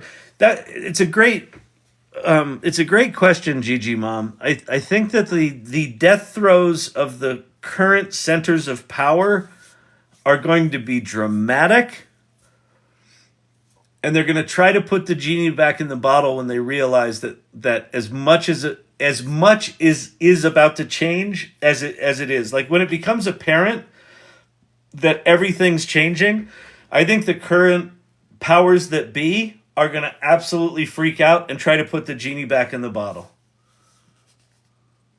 I think that I'm not alone in loving you, Kyle. Oh, thank you very much, Apple user. That's very sweet. I think the powers that be are going to absolutely freak out. And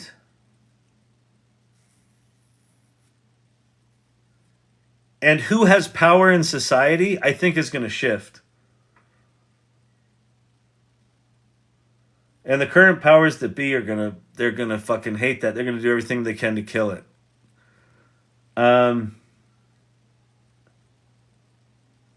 It's going to be wild. It's going to be wild. Yeah, I think we'll see laws against using kinds of AI. I think we'll probably see protests, some organic, some manufactured.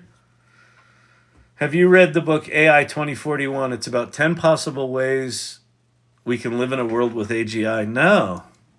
What's it called? AI 2041.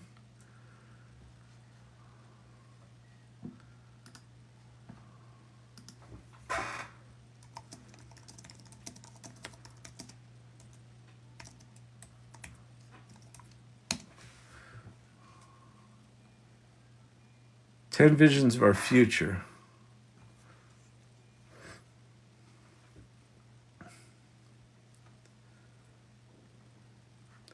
Okay. Give me the text that would live on the back of a card for each vision and a description of the image that would be on the other side of the card.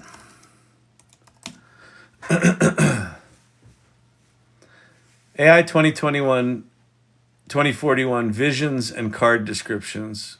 1. The AI Caregiver. In a world where aging populations stretch healthcare systems thin, AI caregivers offer compassionate and efficient solution.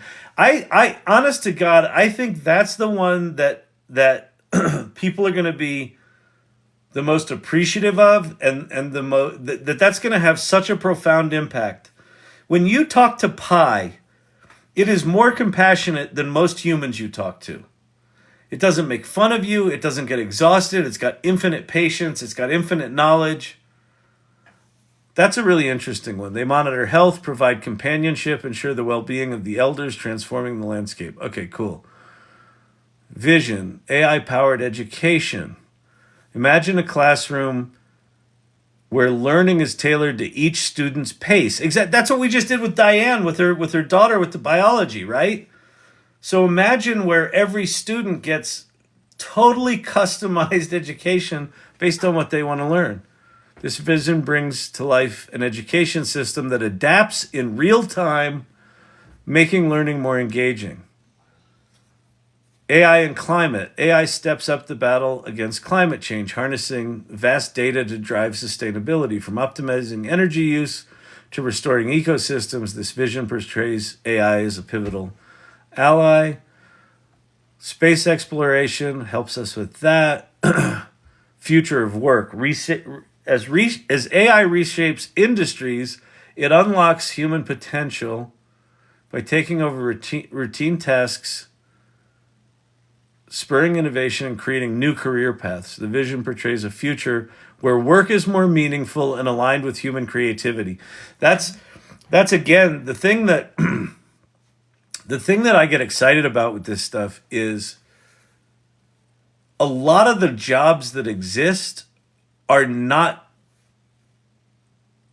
good for humans. They're jobs that are required to make the machine of the economy work, but they're not good for humans. What's AGI? Artificial General Intelligence. Basically, the point at which these machines become capable of doing most jobs that most humans can do. Better at the same level or better than they can. And the predictions is that we will see that this year. AI and a quest for equality. All right, so here's our cards. So now we'll say, now make 16 by 9 images for each card.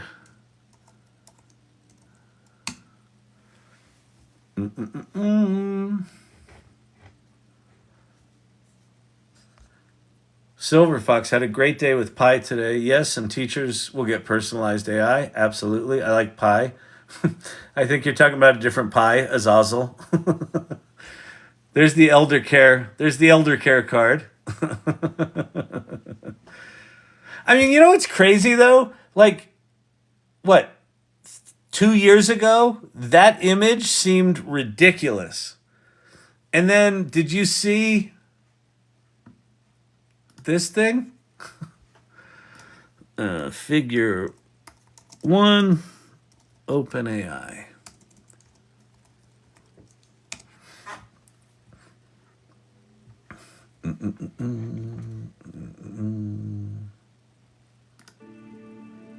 Hey, figure 1, what do you see right now? I see a red apple on a plate in the center of the table, a drying rack with cups and a plate, and you standing nearby with your hand on the table. Great, can I have something to eat? Sure thing.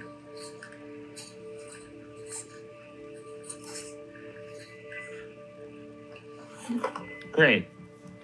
Can you explain why you did what you just did while you pick up this trash? So even though that's a really controlled environment, and you know this thing can't obviously be turned loose, we're like this is not science fiction anymore, right? This thing it's using. You can see the interface here is actually the Chat GPT conversational app, right? So this thing's using Chat GPT as the conversational interface to run the whole thing. And Figure 1, the company behind this, is a year and a half old. They've got a robot that just handed this guy an apple and can explain why it handed him an apple and not a cup while it's putting garbage into the garbage thing. Wandering Sage says, but we need a social net for people who are unemployed by no fault of their own. Absolutely. And that's the thing, Wandering Sage, that's where I think the centers of power get really fucked up. Hang on.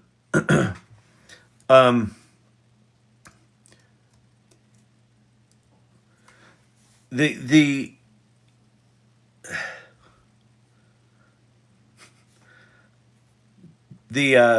hedge fund guys are initially going to be really excited when these tools get capable enough to replacing humans.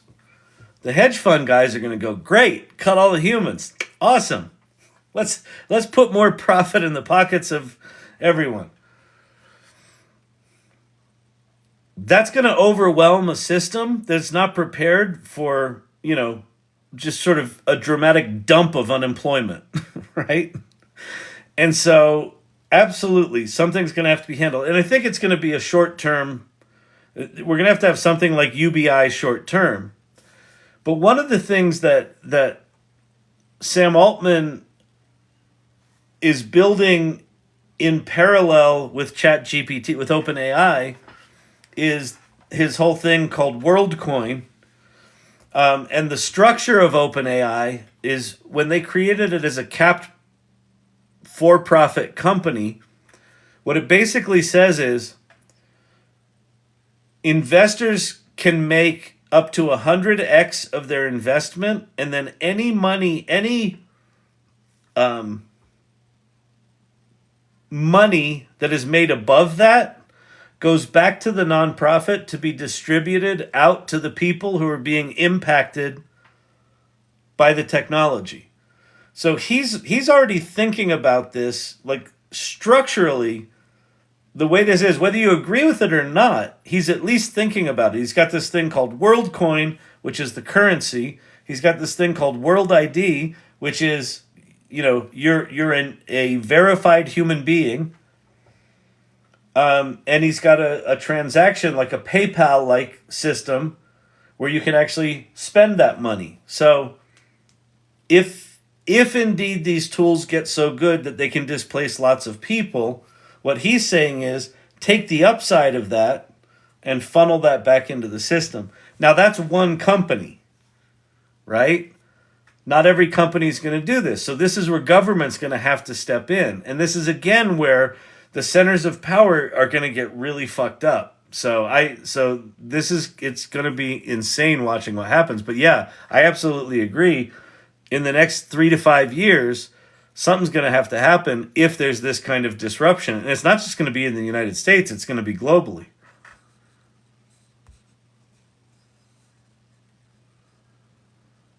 Logan's Run, anyone? I know.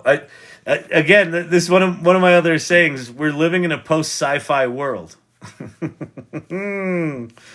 That all of the stuff in the sci-fi movies, good and bad, you can start to see, that's not just like for some generation in the future. Like, we're going to get to experience this stuff. Holy shit. It will take some time for this to be adaptive. I don't know what you mean by the this there. It's easier said than done. Oh, you mean the AI stuff? Yeah. I think that what we'll see, what's your view on Humane AI Pin?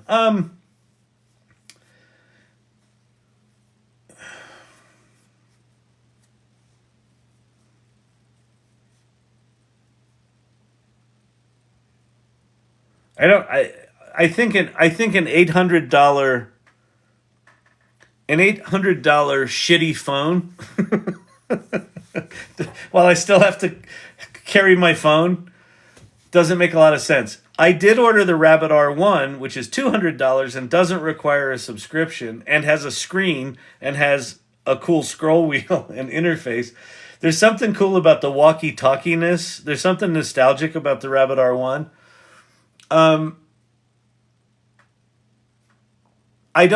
My sense is that the Humane's AI Pin is not going to be a commercial success, but I think it'll be recognized as one of the early devices that, yeah, we'll all, whatever smartphones evolve into is likely what it will be. Will it be Humane's Pin? I don't think so. It feels too limited to me, but I think when you go to version 2, 3, 4, and 5 of the Vision Pro technology that Apple's built, when the glasses look more like this than fucking ski goggles,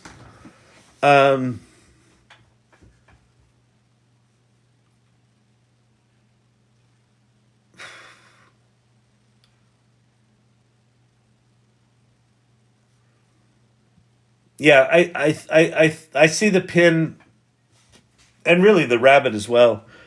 I see it as kind of stepping stone technology. Kind of like, Apple had the Newton. Remember the Newton? I owned a Newton. I think I paid like $2,500 for that stupid fucking thing. And that was the precursor to the smartphone. So I think it'll be recognized as one of those kind of devices, but the form factor doesn't seem right to me. I think AR will be more viable than VR. I think that's right. I think AR is the bridge. The reason AR is so compelling is that you get to live in the real world, right? You don't just have to sit in a room. But if you can have devices that, as I'm walking around the street, my directions just pop up, right? Or, hey, the donut shop's having a sale. Oh, let me go grab a donut.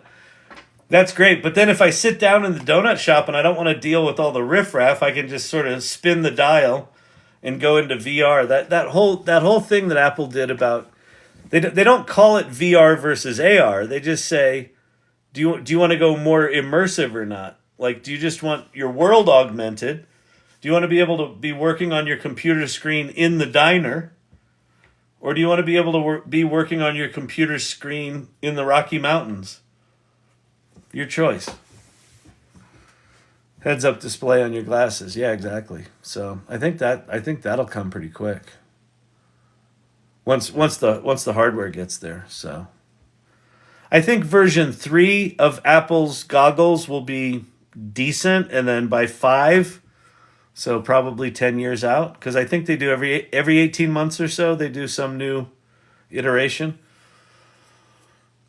Agree, the Pin doesn't seem likely to do well. It's like a little too expensive, and it's a little too... It's like it requires a little bit too much training of the human to learn all the gestures and the shit, and I do a double tap for this and a single tap for that and a double tap and hold to record video and put my hand out to see the interface. It just doesn't feel intuitive enough right now. But the Rabbit R1 with its stupid fucking button, you just click like the walkie-talkie button to talk to Chat GPT.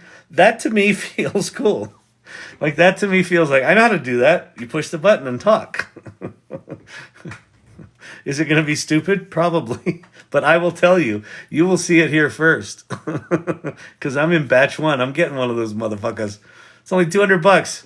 If it's shitty, it will live right here. I'll put it right there. Thank you, Robert Rossi. That's very, very generous of you. Thank you. It's got a cute design. How do we do it in time-wise? Oh, I got to go. All right, listen. I know it's kind of low-key tonight, but hopefully that was... We learned some stuff, got some stuff going.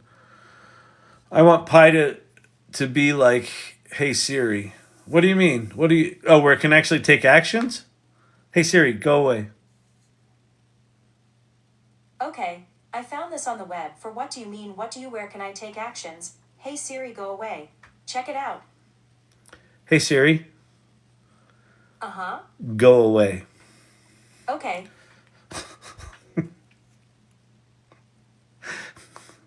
Right in the kisser.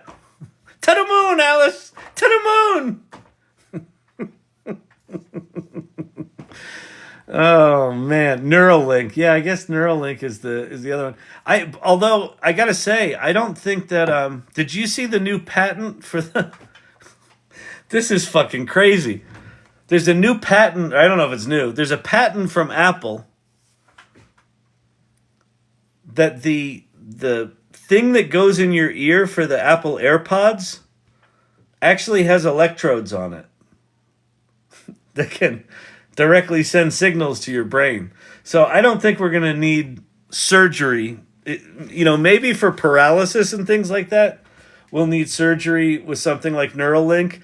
But I think the hardware interface, I think AI is going to really accelerate directly tapping into our brain without having to drill holes in our head. It's crazy what's coming. Crazy. Musk chip implants, yeah.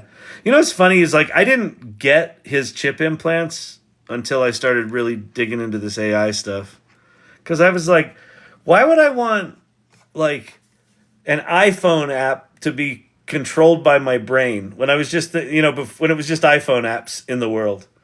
And then when Chat GPT came out and I'm having full on conversations with it, I'm like, oh shit, that's what he's talking about. Thanks, Kyle. I really appreciate your time and energy and enthusiasm. Thank you very much. I appreciate that. It's weird tonight. I feel like I'm trying not to apologize anymore, but I feel like I wish I had better answers tonight.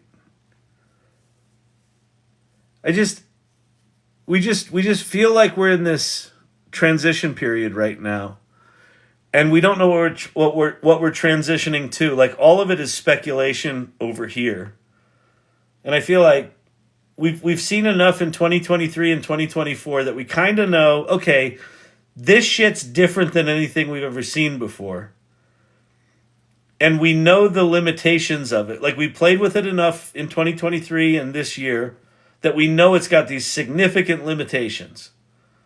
And right now we're like actually, it's funny, we're talking about, like, cell biology and cell division, right? Where the cells do this when they divide. I feel like that's what's happening with the world right now, and we're right in this middle piece where we don't know. We know what the old world was and a little bit of what's coming, but we don't know what's over here. And that's what I felt like I was grappling with tonight, because you guys asked really simple, profound questions, right? The good questions always are, simple, aren't they? I think we're moving too fast in this transition period. I don't disagree, and I don't think it's going to slow down. Like, I know we're not prepared for what's coming because we're not prepared for what the current capabilities are. Judy Arce, what do you think Steve Jobs would react to AI? There's a video of Steve Jobs where he actually talks about it. Like, he'd have been all over it. I think Steve Jobs right now would be mortified that Apple isn't in any kind of position right now. I can only assume that at the June developer conference we'll see what Apple's going to be dropping. But they have been suspiciously quiet on this front. I think he would be totally into this stuff, and I think he would be, he would be like what he always was: relentless on the interface, relentless on the simplicity, relentless on form factor.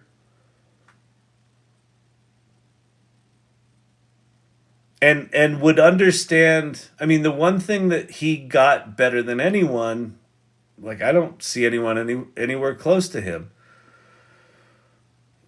is just that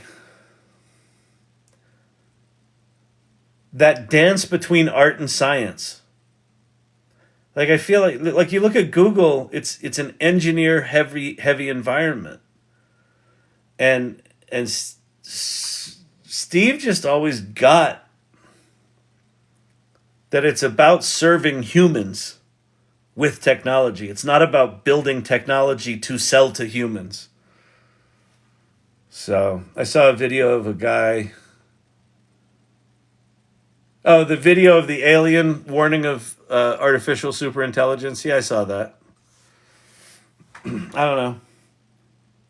If the aliens are real, just let us know. Like, I don't think anyone gives a shit at this point. It's like, shut the fuck up. Just, like, make them real or not. It doesn't matter.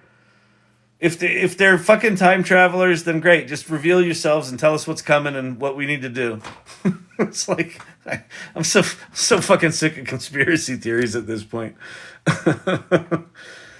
Jane Doe, that video, you should be able to see it. Just go to YouTube and look up Alien Warns of AI or ASI. You should be able to find it. Steve Jobs would have come out with some kind of new AI device no one had thought of. Yeah, exactly. Most people I talk to are scared about AI.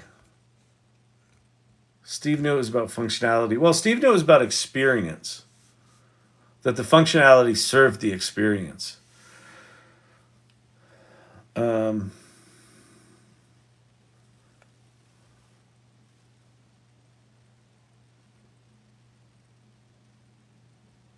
the thing about people being afraid of AI right now, I talked to a guy last night, an artist at Gabby's opening, and he was like, I'm against AI, and I'm like, have you used it? The people that are angry at AI are, unfortunately, or fortunately or not, I don't know, they're just going off what they're hearing. And what we experience in this channel, what we experience at the AI Salon, is that it's a very different experience when you actually use the shit, when you actually play with it, when you actually figure out, oh, it's got warts and it's not perfect, and there's some things it's fucking mind-blowingly good at, and then there's other things that it's like bafflingly bad at. How can it be this good at this and this bad at this? I don't know. It makes it more accessible, right? And so, anyway, that's why I say keep talking about it. Keep talking about this shit. Have those uncomfortable conversations with people that hate it.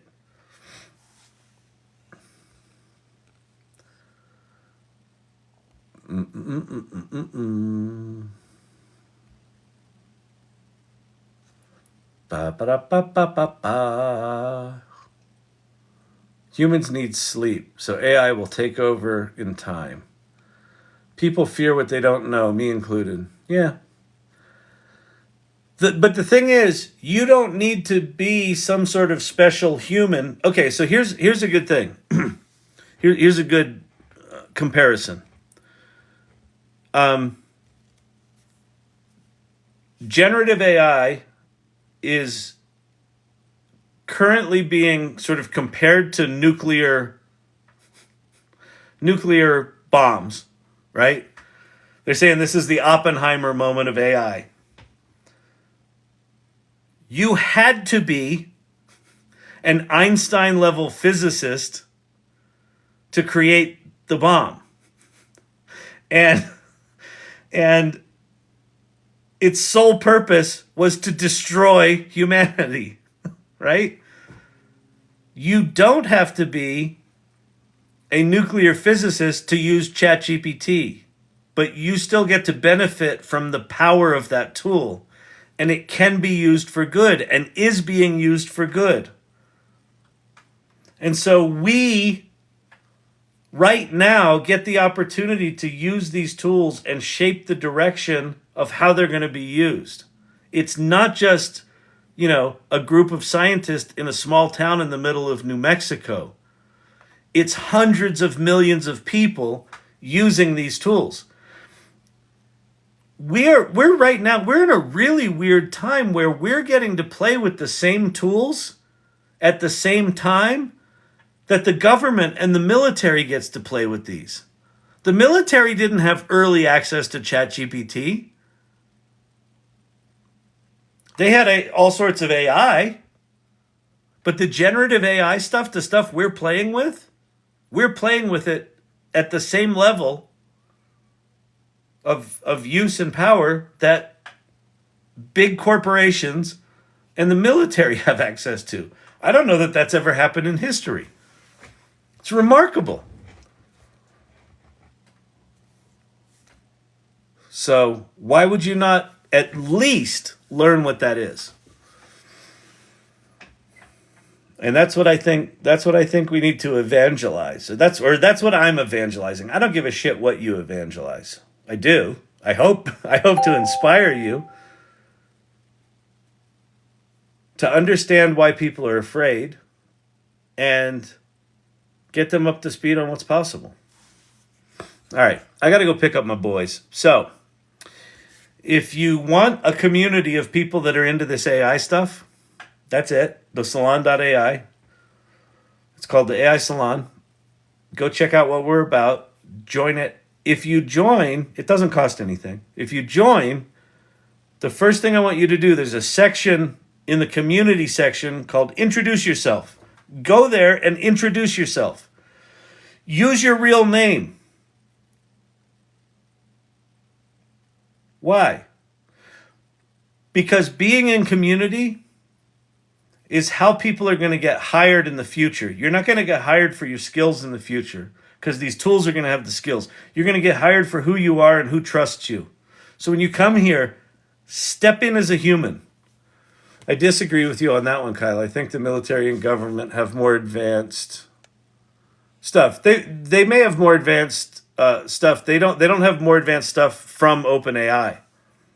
I don't think they have more advanced stuff from Claude. They may have more advanced stuff from Google, but Google hasn't caught up to OpenAI yet.